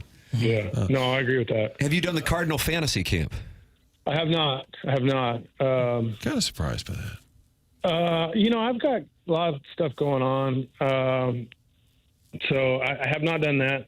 I'm not opposed to it. It looks like a blast. But, currently with the kids, with Jackson and Ethan, I'd rather be, no offense, but I'd rather be spending time with them and their baseball stuff than fantasy camping. Somebody pointed out the Red Sox extending that Roman Anthony, who's played 46 games, 8 years, $130 million. And some people were mad at the players saying you're throwing away your free agency years, but my God, that's a lot of money. What would you advise your own kids, I guess? What do you think in those situations where you get the money up front and the team kind of wants to hedge their bet? Yeah, I mean, look, that's it's an individual preference, and there's certainly risk on both sides. But I just think that, when you're a guy like Roman and Jackson, you get to the major leagues at such a young age. You get to free agency at 26 years old. And as we've seen, if you can get to free agency in that 25, 26, 27 range, you can, you can get those enormous deals as long as you're a good player, obviously, and productive. And I think Roman's going to be an excellent player. He walks a ton. He's got a ton of power. I think this is a situation where he really likes being a Boston Red Sox. I think he likes the idea of spending his career in Boston, and it could. I mean, look, you never know what's going to happen with injuries. You never know you can't predict the future. But to me, he's a superstar player, and this could come back to look like a lot like a Ronald Acuna type of contract, where everybody goes, "Oh gosh, Juan Soto's making $750 million, and Ronald Acuna is making $110 million, or whatever it is," and you'd probably say that. I don't know who you guys would pick. Maybe Acuna's been hurt a little bit, but I would say Acuna's at least as good as Soto. And, so this could be one of those situations where we look back on it. But, again, it's tough to turn down $130 million and as a 21-year-old. And so they gave him a number that was hard to turn down. But I think it ultimately will be a incredible get for Boston, and that they'll look back on that and go, wow, we saved a ton of money by signing that deal. Matt, are you still involved with Oklahoma State baseball? I know you talk about it. I didn't know your official role. I'm over there a lot. They've opened up the staffing a lot lately as far as like what you can and can't do. And so I'm over there a lot, and they're probably going to put me in some sort of position just so that I can have access when I'm not doing anything to go over there and talk to guys and be part of the program and have them, some recruiting stuff, dinners at the house. And you have to be on staff to do some of that stuff. So I probably will have some small role moving forward at OSU with my brother, but currently just kind of hang out. And like I said, now that Jackson and Ethan are off playing, during the day I've got some time to just go over and hang out and watch and talk to the guys. So probably something like that will happen. Boy, a lot of questions about dogs and yoga pants. That'll wait for next week, Tim. Yeah, we'll have to carry that over, Matt, in recovery mode. Always good to have the conversation with Matt Holliday, Doug. I've got him at 5.5 weeks away from returning to pickleball. Yeah. That's what I've got. Okay, but probably not to the Cardinals. Because it's been out 7 years. Yeah, 7 years is a bit of a layoff, if you will. I kind of get the sense you'd rather play pickleball than baseball anyway. Well, it's certainly, I don't have to face 100-mile-an-hour fastballs, so it's I can, at this point, that's where I'm at. It's going to be a great story, the comeback on the pickleball court. Yeah. Matt Holliday, fresh off of hip replacement surgery, still joining us. What a warrior, what a trooper. Yeah, I mean, this guy's... Yeah, look, I'm a gamer. Yeah, he's an absolute champion. Thank you, Matt. Appreciate it. Okay, guys. All right. See you. It's Matt Holliday with us here on the Callier and Thompson. I think he was shifting to breakfast there at the end. Maybe like a bite of a granola bar or something. Okay, you guys, that's enough. We always appreciate the listeners sending in questions. Matt Holliday spent 20 minutes with us here talking over. Good insight there on J.J. Weatherholt, I thought, and also the contract question on Roman Anthony and how you kind of break it down. Because Acuna's deal, yeah, absolutely, that is the one that decided is going, God, how much, I mean, for real, 9 figures plus. By 9 figures, I mean like not just $100 million, but maybe $200 million he left on the table. And then you take a look at, other deals like when Harper, for example, hit free agency in his mid-20s and how you can get paid. Vladdy Guerrero. It's the risk, it's the reward. Do you want that security or do you want to take that chance? Either way, you're doing just fine, and you're probably not going to miss a car payment. It's really not much of a risk. Is your life going to be much different if you get $130 million or $400 million? I know there's a big difference in money there, but is it really going to change what you can do in your life? I think for the average person, the answer, of course, is no. The Tam Avenue Capital Partners, though, have had $180 million in capital calls for the last 2 years. Yeah, man. And so it'd be nicer to have $400 million to work with. And that's just to pay for your Mexican soccer bets? That's correct, that we're packed into. Okay. At least that's the VPN I set up. You're losing a lot of money on the soccer bets? That's correct. Out of Mexico? That's correct. Apparently, the Red Sox put in a lot of clauses, too, where it can go over $200 million. Like, in case you do, we get it. You might become a massive superstar. Incentive. But if you don't, you're still going to get this. I'm like, wow. Yeah, it's a nice. If you're 21, $130 million, like I don't think you can. You're turn leaving money on the table. I don't think you can turn it down. He's got 2 career homers. I really do agree. You can't turn that down. Miles Mikolas is going to join us coming up in the 10 o'clock hour. We also have the Design Air Heating and Cooling email of the day. The program's called TMA. It's presented to you by Brown and Croup on 101 ESPN.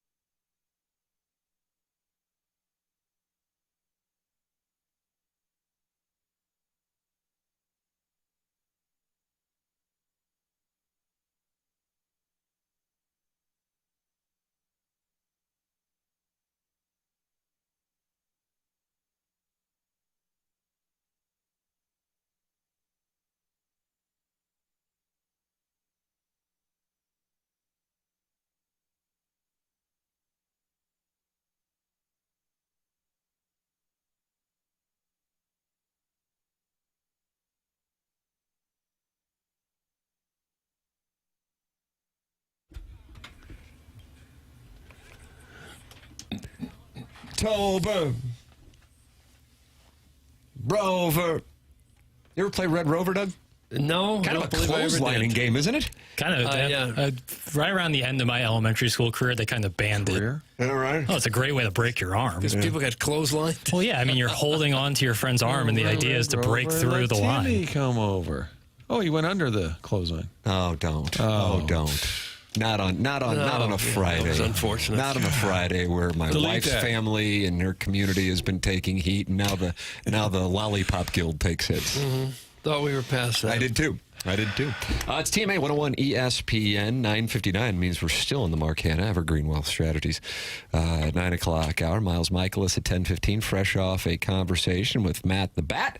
We also had Joey Vitale with us. So you missed anything with Joey Vitale or Matt Holliday for his weekly hit here on TMA. You go back and podcast via the TMA STL podcast, which is brought to you by Schaefer Door Company. And you can always go back in YouTube and watch the program, youtube.com/TMA STL. 6,050 friends have subscribed to the channel. And is Movie Boy on video? Not yet. Oh, sounds like there's a deal in the works. Yeah, I'm working some stuff out. Wow. Maybe not full episodes, but some parts of it. Yeah. Nice. Thinking about different strategies. Like vignettes? Yeah, some a little more short form as opposed to like a 2-hour podcast on video. But I'm open to anything. Here's it's a very malleable plan. Jackie's takedown on the lighting during weapons. No, I wouldn't do that. Just how short is your form? Well, I think some with a video would try to be like 10 minutes. Huh. Something like that. Okay. Just I think The real that for hard-hitting movies, stuff. I think it's easier to digest video that way. How do I get to the mailbag? I'd like to send you a question. Oh, nice. Movieboyjack@gmail.com. Martin, that's movieboyjack@gmail.com. And Jackson says we should set up a QFTA. Yeah, dedicated email address, just so everything you know when you go into the email address, what you're getting into. Movie Boy Jack. Yeah, some Jackie Babers, Movie Boy. Miles Mikolas coming up at 10:15. The program's called TMA 101 ESPN.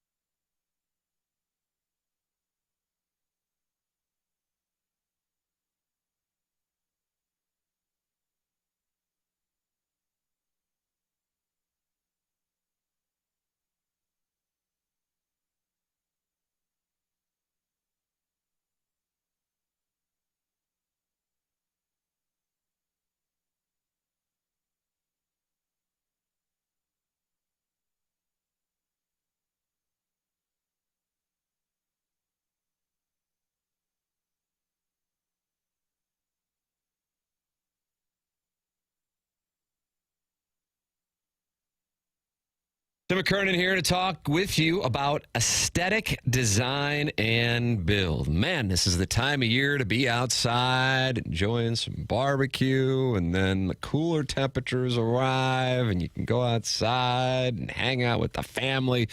But you want to be able to have a customized outdoor living space. That's where aesthetic design and build comes into play. Dan and his team have a showroom in Chesterfield Valley for aesthetic design and build.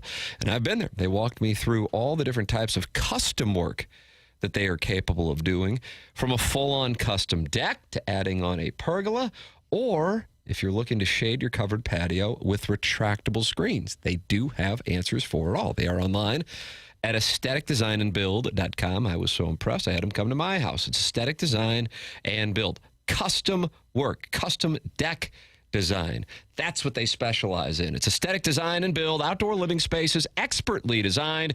Go online at aestheticdesignandbuild.com.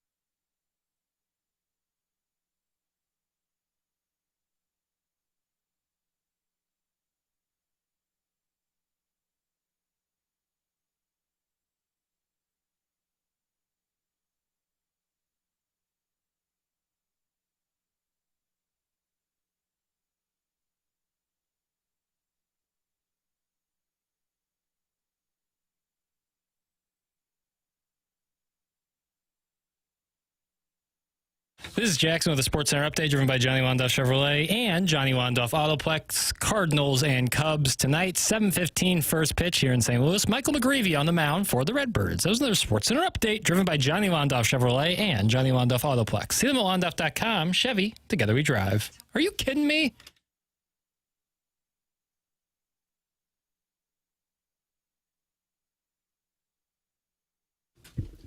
It's TMA 101 ESPN. Tim McKernan, Doug Vaughn, Martin Kilcoyne with you on the program. 10 o'clock hour. Martin sticking around. Onboarding delayed on Fridays? Well, I feel with Miles Mikolas, friend of the show. Just want to be here for it. Hear what the fella has to say. Looking forward to it. TMA is quite possibly the greatest show of all time. Hi, Doug. That's from the 314. Huh. I have to tell you, I'm not used to seeing that. Yeah, didn't see that coming. What's he smoking? I saw on movieboy.com that Jackson declared Old Yeller the feel-good movie of the year for 1958. Oh, no. It's from a Newt Bowl eligible. Here, I'll give some people something. A little peek behind the curtain of my life. I don't know when Marley and Me came out, but I was a young man. And Owen Wilson's Marley and Me, Doug. And you can say, you can know. You can say I'm making this up or this is BS, whatever. This is 100% truth. You cried. I got choked up. I got very choked up at the end. I got very choked up. How about that? This guy's human. I am human. I bleed. Oh, do you? Sure. Yeah, you can't help it if a dog is going to lose her life at the end of the movie. They did a good job of roping me in. If it's a dog movie, you kind of assume. Old Yeller got it bad. Kind of, was Sounder the same? They had to put the dog down. Remember Sounder? It's in the 70s in the South. The old dog Sounder. Laugh out loud, right, Jackson? 6-1 Hate is not happy that the game of golf exists, and then also not happy with us for our Miles Mikolas interview. Why? He says, I cannot wait to hear the weak-ass questions you ask Mikolas. Hey, Miles, did you have fun in L.A. and stuff? 6-1 Hate, I'd like to make a deal with you. Because I'm a patriot and a meat and potatoes guy who realizes while my talent is second to none in the industry, I'm a mere conduit between the fan and the player. And without the fan, why, I don't have the hundreds of millions of dollars that I have. And so, Doug, 6-1 Hate, I will read the questions you want me to ask Miles Mikolas right here on these very airwaves in the next 10 minutes. Okay. I will do that for you. I know you will hold him accountable, and I don't have the balls to do it. And when we have an opportunity to have somebody as brilliant and successful as the 6-1 Hate know how to conduct an interview, I want the audience to have that chance. 6-1 Hate, okay. I will read your questions. You will? Yep. What if they're particularly pointed? The great news is I am not running for office until 2028. Okay. So 6-1 Hate, you got your chance. Just text them on in, brother. I am here. I'm your Huckleberry. Okay. And you really will read them? Yeah, of course I will. Okay. Martin asked Matt the Bat some questions. I think last week we ran out of time. Started to ask what kind of underwear he liked, and I'm like, maybe we should just wrap it up. Wrap it up. What kind of underwear do you like, Martin? Click that off. As if you don't know. Oh, we did share a home for a week. Bad boys. Martin's underwear almost got locked in the dryer. That's right. We did have a the door was locked, and he almost pulled the dryer right out of the wall. That's because I was hopped up on your pills that I took. Yeah, you took it in a fruit salad. Tim, make the 6-1 Hate give his real name since he's got such big balls. That's from Flat Avenue Boy. UPS Tony says the 6-1 Hate has anger issues. I don't know what the 6. I don't know. 99% BT. of people. Anytime 6-1 Hate comes up, BT goes, "Oh, he's still there." Oh no. No, I don't mean to air out BT. I think he said it on the air, but apparently, if he didn't, you did just. Well, yeah. Well, BT's our guy. So anyway, that's he'll conduct the interview. So I'm all for it. So Miles Mikolas is coming up here. And here's what's true, I think, with Mikolas. Like, as many times on this show as we've said, oh my God, what are you going to do? He's terrible. Look at that outing. He'll have these stretches. So if you look at it, like the other day in L.A., it was brutal. The 3 home runs, the 3 innings, 7 hits, 5 runs. Outing before that, 6 innings, 2 runs. Outing before that, 5 innings, no runs. The one before that was bad at Arizona. It is so weird, Martin, that there are a number of pitchers like that. And Doug and I, who play in our fantasy baseball league, I'm sure you noticed that trend. The guy can do what Mikolas does and then get blown up, and then he comes back out, and then he deals. It's this weird one start on, one start off thing. I think what it is, a guy like Mikolas, he doesn't throw 98, 99 miles an hour. His key's got to have control in the strike zone. He's got to be hitting the corners. And if he's off by just a couple inches, he's hittable. Yeah. And when he's on, he's tough to hit. If you really rely on control, like some of them do. Like a nibbler? Right. Then you've got to have that. You've got to be right on. Otherwise, you could run into some problems. But when he is off, it's alarming. And he's coming up next. So has the 618, I'm not on the text line, 618, chimed in now with queries for Mikolas? No, but the 314 has, and he says, I love how you guys have knee pads on for Miles. Oh, Jesus. Oh. Well, are we just supposed to be nasty to somebody because he didn't have a good baseball game? This is something, my son yesterday, the guy, did I say this on the air or off the air? I don't even remember. I said I ran into a guy last night. We were at Peacemaker in Kirkwood. Delicious wingy, by the way. Oh, my goodness. Dry Cajun spices, wingy. Make my Mount Rushmore, just me and my older son. And a guy comes up to me. Did I say this on the air? I think it was off air. Okay. And he goes, he just moved back to St. Louis from Amsterdam, and he was listening to the show for the last 4 years in Amsterdam, and it kept him close to St. Louis. And I said, God bless, and my son, has been out with me when people will come up, and he said, how long have you been doing the show? And I said, 21 years. And he goes, man, that's a long time. And I said, you know what? A lot hasn't changed, but then at the same time, some things have changed. One of the things I would say has not changed is this thing that people assume that, like, we want to kiss athletes' asses because we need access. Look at how many interviews we have on this show. I don't care about interviews. We don't need interviews. They're immaterial to the success of this show. So if somebody thinks like my paycheck or Martin or Doug's paycheck is tied into having Miles Mikolas on the show and we're like scared, it's just human decency. You ask questions. Like I wanted to ask Josh Schertz about the Big East, but I can't go, admit it. You want to go to the Big East. Admit it. Well, there's a way to ask the question. And so you ask questions, and you can kind of get a sense on how somebody wants to answer it, if they're in the mood to talk about it. I can tell you this. There's probably nobody more irritated with his performance in L.A. than Miles Mikolas. Now, you might not be happy that he makes a lot of money, but you think he's like enjoying getting rocked in L.A.? I mean, just apply basic psychology to this crap.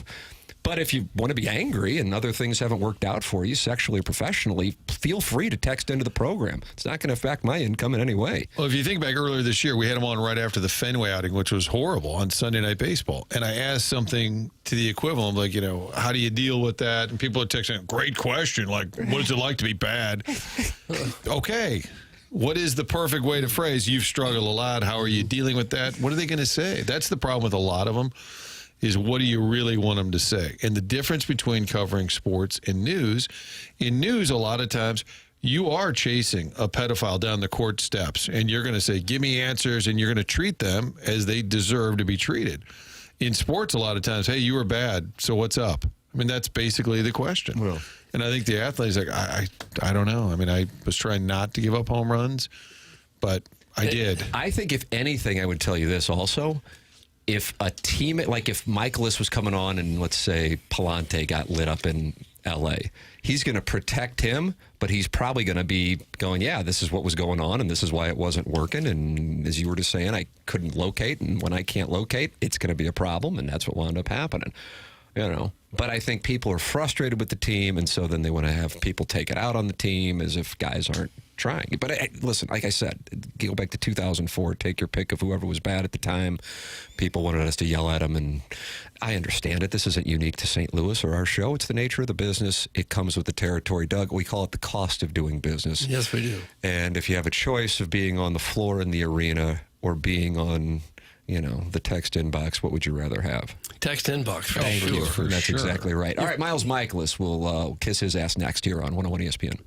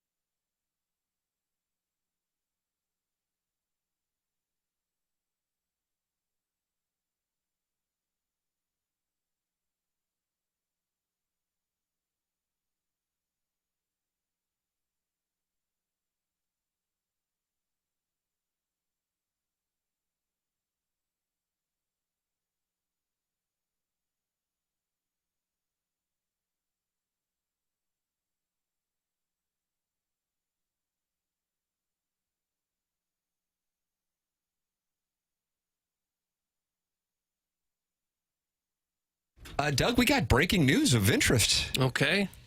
John Denton just posting literally 120 seconds ago. Yadier Molina will be in uniform and in the Cardinal dugout tonight and Saturday when they play the Cubs, Ali Marmol said. He's scheduled to be in St. Louis this weekend for business, and he was invited by Marmol to be in the Cardinal dugout. How about that? Okay. Well, that'll be fun. Fans will get a kick out of that. I'm sure they'll. Does that happen often? Where a guy who isn't think so. I think it's a newer rule. We've seen that. I'm trying to think. There was an example in the last couple of years where that's happened. I heard Molina was coming to town. This would be the first time he's in St. Louis since the Wainwright farewell at the end of 23. Did they do it with Brett Cecil in 22? I don't think so. But Molina has apparently an autograph appearance or something this weekend. So I was trying to find out last night if it tied into him being you would think he's got to be at the stadium. I just had his brother Benji in studio the other day. I asked him. He did not respond. But Yadier Molina back. He works for the team in some capacity. It's become more of a punchline because he did seriously want to get involved coaching and then backed off of that, then took on a special advisor's role, but hasn't been seen here in a long time. So that, I would call that Strauss-esque intrigue. Yeah, I agree. Nice. That is that just was floated out there on the Twitter tweets moments ago from John Denton. John Scores says, good, we need another catcher in the dugout. No. Jackson, you have to agree with that. Couldn't John agree more. Scores, if we could That's give out dead the on. Michelob Ultra YouTube chat comment of the day, you might. Do we have a chatter of the month? Chatter of the month, Jackson. Little Beer Cats is the reigning listener of the month. How about that? Al Stewart done. Email in for our Design, Air, Heating, and Cooling email today, the morning after at InsideSTL.com. That comes your way at 10:45. We've already been joined today by Joey Vitale, and Matt Holliday and Miles Mikolas is going to join us, but he has not called in just yet, Jackson. Is that correct? Yeah, texting with the person from Big League Impact, and Maybe we're working he on it. heard we were going to let him have it. 61 Hate has not sent in any questions yet. And I said, I'm going to read your questions for Miles Mikolas because he said we were not going to ask the tough questions. So I thought, okay, I will be able to do it via the 61 Hate, but has not sent in any. So go ahead, 314-399-9646. 61 Hate. You have a direct pipeline to Miles Mikolas here for his appearance on the program. Doug, our audience has a direct pipeline to us because of the Design, Air, Heating, and Cooling email of the day. Well, and Seth Goldcamp has a direct pipeline to some of the silver foxes that work at Design Air Yes, that he would does. like the chance to come out and take care of your air conditioner if you have any kind of problem with it. Hopefully you won't, but it's supposed to get red hot again here this weekend, so some of those air conditioners will go down. Maybe you could just get some regular maintenance if you don't have a problem right now. It'd be a good thing to do. Or if you do have an issue, give them a shout at Design, Air, Heating, and Cooling. They've been taking care of St. Louis since 1904, more than a century of keeping homes comfortable and customers happy. They're not just another HVAC company. They are the longest-running sponsor on TMA, and that loyalty says a lot to us. Seth Goldcamp has assembled a team that know it all about the HVAC business, and they can keep your home very comfortable, whether it's the summer heat you're dealing with or the St. Louis cold in the wintertime. So visit designairservice.com. Schedule your service today. You'll be happy that you did. Design Air Comfort you can count on since 1904, and of course, home of the handsome repairman. I was sent a post last, I think it's Instagram, but this is the first indication I had that Molina was in town. Tim, Mark Smith is at St. Louis Airport, the international airport. When you're the greatest catcher in the world, who do you call to pick you up at the airport? The greatest shuttle service. It's Smitty's Shuttle. Smitty's Shuttle. Mark Smith with Smitty's Shuttle sends out a picture of him and Yachty getting into the shuttle. So about that. You guys had breaking news for you in the past. Yeah, he covered Matty Mock. He covered Matty Mock. Thanks to Smitty Shuttle, I knew last night that Yadier Molina was in town, man. Ali Marmol with a quote on this, Martin, from John Denton's all over this.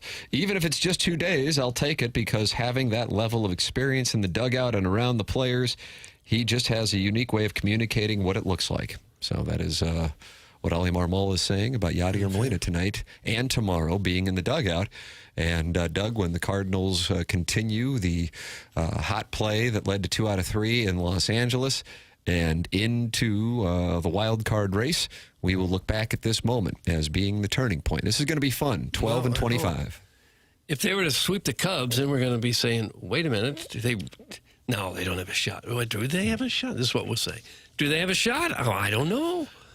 McGreevy pitches tonight. I would like to see him pitch well down the Is that stretch. because he's on the south side seaming? No, I just feel like going into next year, he's in your rotation. We know that. I'd like to be encouraged by his finish And here. Palante, too, tomorrow night. Yeah, because he's probably going to be in the rotation. He's another one who's hit or miss, where sometimes he's pretty good. And then all of a sudden, when you're ready for him to be out of the rotation, he's pretty good. Speaking of Yadier Molina, he'll be in these studios at 11:15 with BK and Should we Ferrari. tidy up? I'm going to leave him a little note here. How about that? What are you going to write? I don't know yet. Okay. If Yadi's in, hey, Skipper, how are you?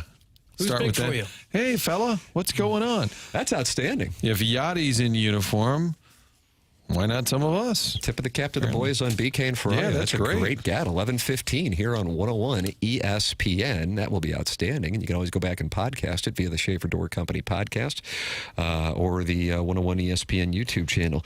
Do you think the Lambert Terminal 2 parking police yelled at Yadier to move out of that pickup lane? Doug, that's from FestusHotelDeals.com. I saw him coming after me last night. I was there about 9:30 in the Southwest Terminal. Did you see Smitty's shuttle? Packed. Traffic was just packed to get in at 9:30. And then, boy, the old parking Nazi, he was coming for me. My son Greg got in the car like it was a NASCAR pit stop. Hurry, get in here. They're coming. And we got out of there. It really Wheels is. spinning before they could yell at me. Throw your suitcase into the trunk of whatever vehicle you're getting into and then sprint in there. With the car moving. You can feel them nipping at your heels. I would love them to confront Molina because I think he would MF the daylight out of those people. Papers, do we have Miles? We do not as of right now. Okay. Would it be wise to take a break? I think it would be best to take a break, and then hopefully you'll call in here in the break. All right, there it is. Miles Mikolas coming up next. And then we got the Design Air Heating and Cooling email today.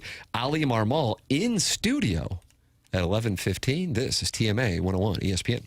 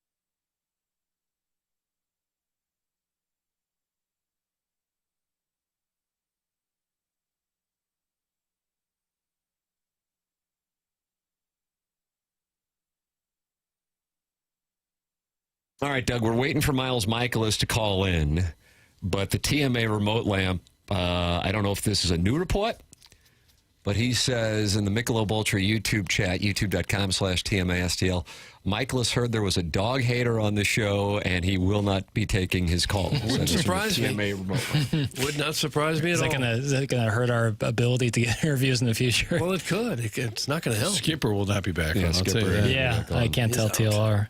Out. Well, do we have time to air a quick grievance? It could have taken it to onboarding. So we've been cleaning out the garage, cleaning out the basement. So I got all this. why are you doing this?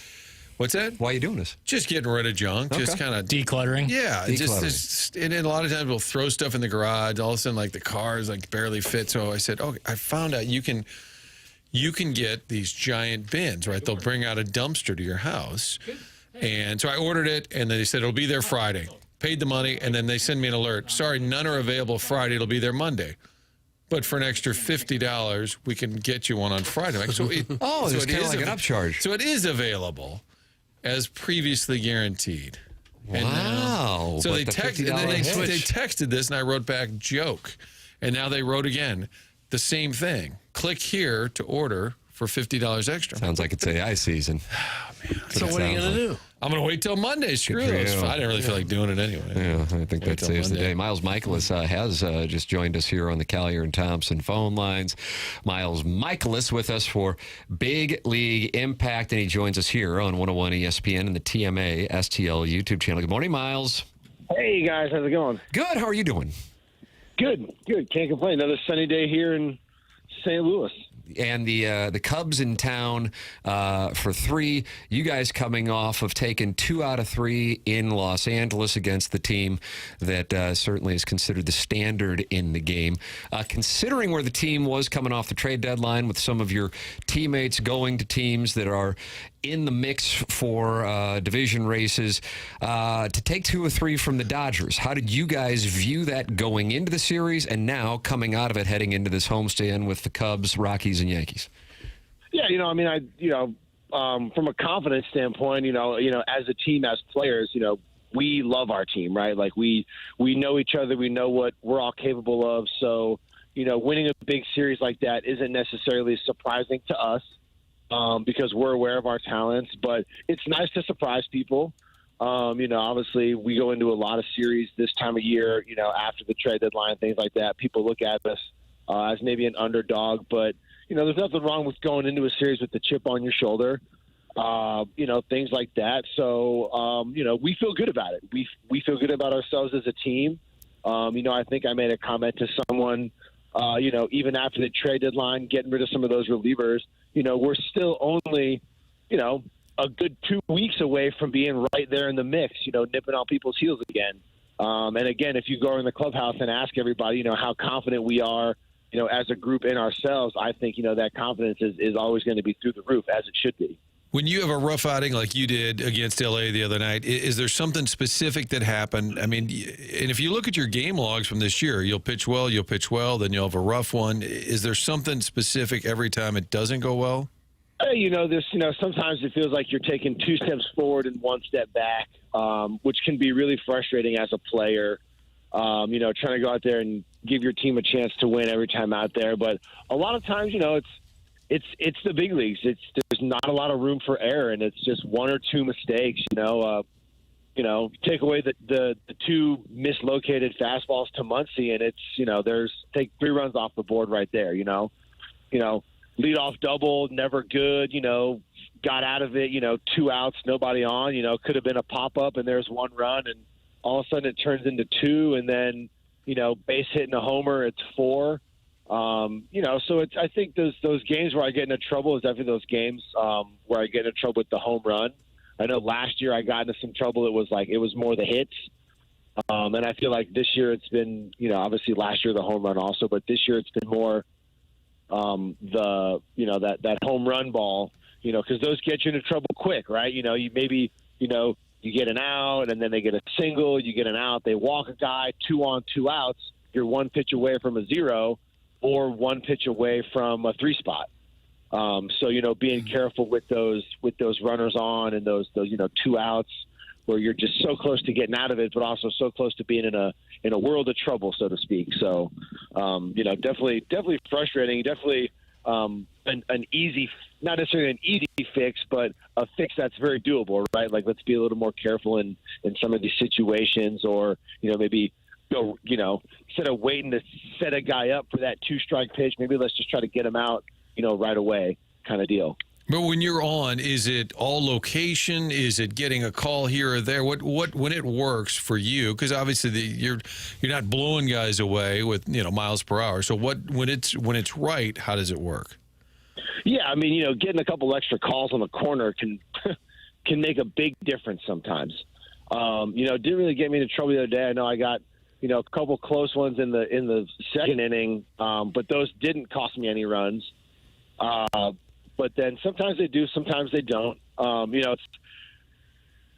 never ever going to blame an umpire or missing a call on any amount of misfortune, right? If I get bases loaded, full count, and I don't get a call on the corner and I end up giving up some runs, I'm never, that's something you don't want to leave in an umpire's hands. I mean, if they ball something right down the middle, I might complain. But if it's right on the corner, like just clipping the zone, like you see it on TV, like, oh man, it could have, if it can go either way, you don't necessarily want to leave it up to the umpire's hands, nor will you ever blame an umpire for missing a call that's on the borderline. So, I mean, that's tough, but yeah, it is a game of inches.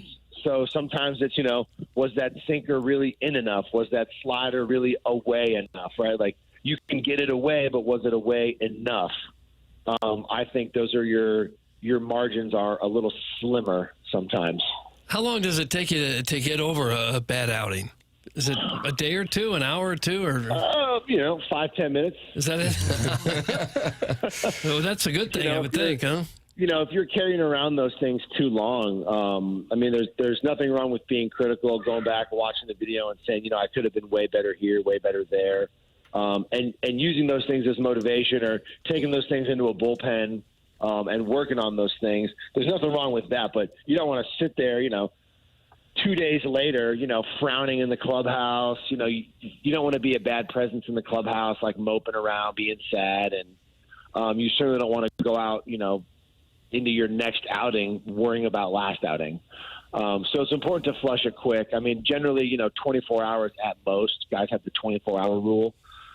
But for me, it's, as soon as I leave the field, I try to leave it there. Maybe hop on a phone call with my wife, talk to my kids, put a smile on my face, watch a favorite movie, grab a steak, maybe a milkshake to ease the pain, a bowl of ice cream or something. Yeah, that'll do it. Yeah, wash it down. But I'll always try to flush it as quick as I can. Yeah, the old closer mentality with a starter. Miles, I'm curious on this. I really am really anxious to hear what you have to say to this, because we try to understand it from trying to put ourselves in your position, and I'm sure some fans do as well. When a team looks like, and here in St. Louis, we've seen teams come from out of nowhere and make it to the postseason, so you never know. It's not like the team's 20 games under 500. You guys are sitting at 500. But when there is an opportunity at the trade deadline to go to a team whose probability of being in the postseason is higher, what is the factor for a player if you are in that position, if your teammates, whether it be Sonny Gray, Nolan Arenado, Wilson Contreras, with the no trade clauses, what kind of decision process goes on for you guys to determine whether or not you would okay a trade to another team? I mean, it could be, I would never want to speak on the behalf of somebody else, what's going through their head. But, other players that I've known, or things that would go through my head is, some guys bounce around a lot and they really want to be in one place, regardless of kind of what that means. They like the stability. Some guys like stability. They have, me personally, I have a house here, been here for a long time. I love it. And some guys might be bullish in our team. They might just really believe in our team. There's also guys where you think about waiving a no trade. You think about, where you're going to be next year, right? You waive a no trade, but you still have another year on your contract. Are you being traded to a team that's making a run this year, but then all of a sudden next year they're not going to be good? Or, Is it a city you don't like? You know, maybe you're an East Coast guy and it's going to the West Coast, and you know, maybe it's you know, you've got your you know, your playoff shares, but if you're making, you know, you could dice it up financially, right? If you're making a bunch of money and you're going to go from paying Missouri income tax to something in California, even if you make it to the World Series, you're still losing money. You know, obviously you're winning a World Series, you know, it depends on where things are on your priority list, but you know, you could be going, you know, to California or New York, and all of a sudden you're making a lot less money, and maybe that's something you're not interested in. Maybe you just don't like the West Coast. Maybe you don't like the East Coast. I mean, you could make up any number of reasons why a guy wouldn't want to go. But you know, that's some of them, I guess. Or you know, but I think the number one reason is you know, St. Louis is a great place. You guys know, St. Louis is a beautiful place, especially in this, you know, in the spring and the fall, and it's a great place if you have a wife and kids. It's a great place to have a family. And we just took 2 out of 3 from a team that people want to see win the World Series. So obviously we're pretty talented. So maybe, you know, you could just be bullish on your friends. Maybe you got a lot of friends on the team. You don't want to leave all your friends behind. You know, there could be so many reasons for a guy to not want to waive a trade clause. It would be hard to speculate any amount of those. It's hard to wrap your head around. You guys took 4 out of 6 from the Dodgers, and that is a team that spent, you know, literally billions the last couple of off seasons, is a World Series favorite, and yet you guys are 500. I know that's a long season, all this ups and downs, but isn't that kind of hard to wrap your head around? Yeah, I mean, you know, baseball's, you know, anyone can beat anybody on any day. You know, an offense can get hot. You know, pitching staff can really show up, and, you know, Sonny shows up and, you know, throws a bunch of zeros up. You know, he gives up 1 run, the bullpen's tight, and, you know, we play a great game, scrape together a few runs. But it's consistency. You know, we've got some older guys on our team. We've got some younger guys. And I think, you know, if you go back and look, it's consistency, like myself, right? You know, 4 or 5 games in a row, you know, 1 or 2 runs or less, and then I throw up, you know, handful of clunkers in 1 week. So it's that consistency. But as the season goes on, we might be able to find that consistency and be really successful down that stretch run, right? You know, we've been hot, we've been cold. Now would be a good time to, you know, stay at least, you know, warm, right? Mm-hmm. We could stay warm to hot and finish the season really strong and maybe squeeze in there. You know, as opposed to, like, you know, we started off hot, you know, we started off cold, got hot, you know, 10 in a row, we're right there. Then we got kind of cold again. But with all the young guys finding their footing, I mean, a lot of our young guys have really turned it on second half. You know, it's gotten really good. You know, we got McCreevy coming up. You know, he could be a little boost for our rotation. Some of these young relievers coming up look incredible. So if some of the other guys, myself included, could find a way to be a little more consistent, I think we, you know, stand as good a chance as anybody of surprising people making a late run. Miles, I told one of our angrier texters because he said we were not going to hold you accountable and we were going to, let's see, can't wait to hear the weak-ass questions you guys ask Mikolas. So I told him, I said, you send in your questions and I will ask Miles those questions. Are you up for this, or would you rather pass on this? No, fire away. I'm right. always engaging with fans. I'm very good at seeing both sides of it. I know sometimes people love me and sometimes they're not too happy with it. So what does this guy want to atone for? All right, here we go. Does Miles feel good taking a roster spot from a young guy? Oh man. I mean, you know, to be honest, I mean, you know, you could call up a young guy and he could be lights out, and you could call up a young guy and he could be a lot like me. You know, a couple good outings, a couple bad outings. And I used to be the young guy who was sit there in AAA and be like, oh, man, like, look at this 30-year-old, you know, 30-something-year-old guy just giving it up. But, you know, does it feel good? I mean, it's, you know, I'll tell you what, it feels great to be in the major leagues.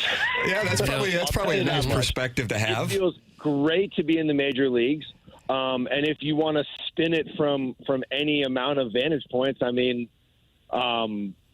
the Cardinals are paying my salary either way. So, you could pay me to pitch, you could pay me to not, and then you're still paying a young guy to come up and, be as much of a question mark, if not more, or be way better. They could call up a young guy, be way better. From what I understand, I think the AAA team's a little beat up. I know a lot of our top prospects ended up getting surgery this year. That's really tough. I don't keep tabs on what's going on in AAA too much. But I don't know if it feels good or bad. I'll tell you what, it doesn't feel good to have a bad outing. All right. And it doesn't feel good to let your team down in a game that you want to win. And that's every game, right? I go out there and throw up a clunker. We lose to the Dodgers. I'm super upset. I'm trying to find ways to get better. But it feels great to be in the major leagues. It feels great to pitch well. It felt great to help us get a win against the Padres. That was a great game for us. And it feels great to be in the big leagues. But, young players, if I'm on my way out, maybe it's my last year here in St. Louis. Maybe I latch on somewhere else. But, young guys will have their time. So, no. My final answer would be no or yes. I mean, I don't feel bad. No, I do not feel bad for taking up a roster spot that could go to a younger guy because there's plenty of young guys knocking on the door, and he'll whoever the young guy is, he'll get their chance, whether it's in a week, a month, or next season. This young guys will get their chance.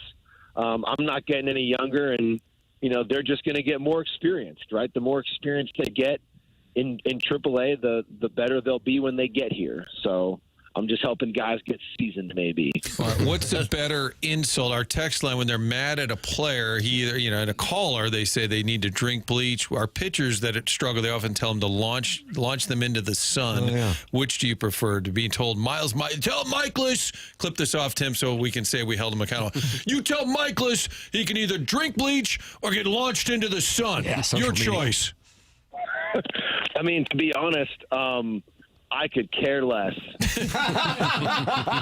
People want to sit there and, talk some trash behind the keyboard. That's fine. They have every right as a fan to boo me and yell and be upset. And, I'd tell them from the bottom of my heart, I'm sorry. I'm trying my best. I'm sorry if my best doesn't always end up being the best. But we're, as players, we're all trying our best. And it's tough. And, if someone is upset and they want to come, down to the field and, buy a ticket and support the team, I actually made a joke about that. The difference between a big market and a small market club is people in New York will buy tickets just to go boo the Yankees, just to go be upset, right? And if you want to be upset, buy a ticket, come down to Busch Stadium, and yell at me in person. There you go. It's a new marketing campaign. You know what? If you want a better team next year, buy a ticket, come down to the stadium, and boo me and support the payroll for next year. If you really care that much, this is meta. Buy a ticket and come boo me at the field, so you can at least support the guys next year, and maybe they'll go out and get some free agents that you want as a heckling fan. There you go. I think the best insult, the last time Miles was on. But if they really want to make a difference, they can donate to, That's where I was going, yes. Big League Impact. There yeah, it if you is. really want to make a difference, you can donate that money to the best cause, which would be, Big League Impact, helping people around in St. Louis. And if you want to have some fun doing it, you can join the Big League Impact Fantasy Football League. That way you can play. You can try your own hand at being a GM with your fantasy football team and see how easy that is. Because I know fantasy football will drive guys nuts with your injuries and guys not showing up on some weeks, and you can know what it feels like to be a GM and have some good luck and some bad luck and donate some money and for a great cause all at the same time. That's right. Big League Impact's all-win campaigns offer an exciting opportunity for baseball fans to team up with their favorite MLB players and make a difference in the world. And throughout this season, Miles Mikolas is donating to the Crisis Aid U.S. Safe program, which provides a women's shelter in St. Louis that offers a safe haven for American female survivors of sex trafficking. Miles will also donate to the shelter for every strikeout he records during the regular season. I'll tell you this, you have gotten a lot of support in the text inbox, which is not really usually a supporting place, but they love the conversation and your approach. Hey, one thing, I know you got to go. We just found out that Yadier Molina is going to be in uniform tonight in the dugout with Ali Marmol, both tonight and tomorrow. I don't know if you knew that, but what are your thoughts on that? I did not, but that's exciting. I'm always happy to see Yachty. Maybe he's been watching the games. Maybe he's got a tip or two for me. He's all-time great player, all-time great teammate. Super pumped to see him. I'm excited. I might show up to the field. 3-4 hours early today just to see if I can't. Just to see if I can't see him and get a minute with him. I'm sure people be talking his ear off all day, but Yachty's a guy you're always excited to see. I mean, he could bring some spark to this team. He's just the best. And anything he does, I mean, he probably landed over on the Illinois side and just walked across the You can never have enough catchers. That's my motto for 20. No. 25. I mean, he's the man. He's the best. I can't even say enough good things about him. Miles, we really enjoyed the conversation. Thanks for playing ball, man, and we appreciate everything you're doing for Big League Impact. Thanks so much, and best of luck during this homestand, big homestand. We appreciate the time. Yeah. No, thank you so much for having me on. Anytime, and I'm never going to shy away from tough questions or criticism. So there you go, 618. You got it. Thanks, Miles. Thank you so much. All right, that's Miles Mikolas with us here. People really enjoyed the interview and enjoyed him taking the shrapnel and playing ball with. We got a break. Design, Air, Heating, and Cooling email today next here on TMA.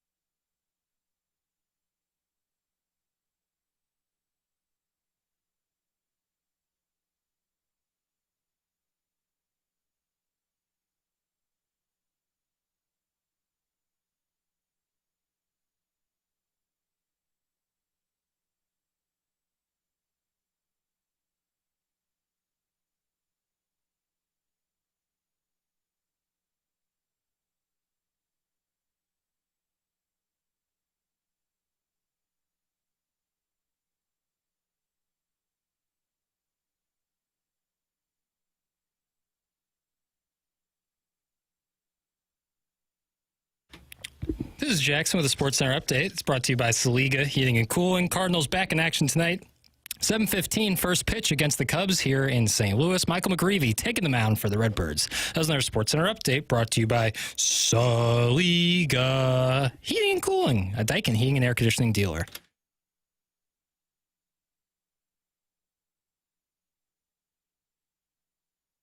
Miles Mikolas' approval rating in St. Louis after that interview is skyrocketing. I mean, the amount of techs who loved that interview. Well, he's an impossible guy not to like. And But he also answered the question. They kind of humanize the position, too. You know, Tony La Russa always used to say, buh, men, not machines. He would say buh. He said, buh, they're men, not machines.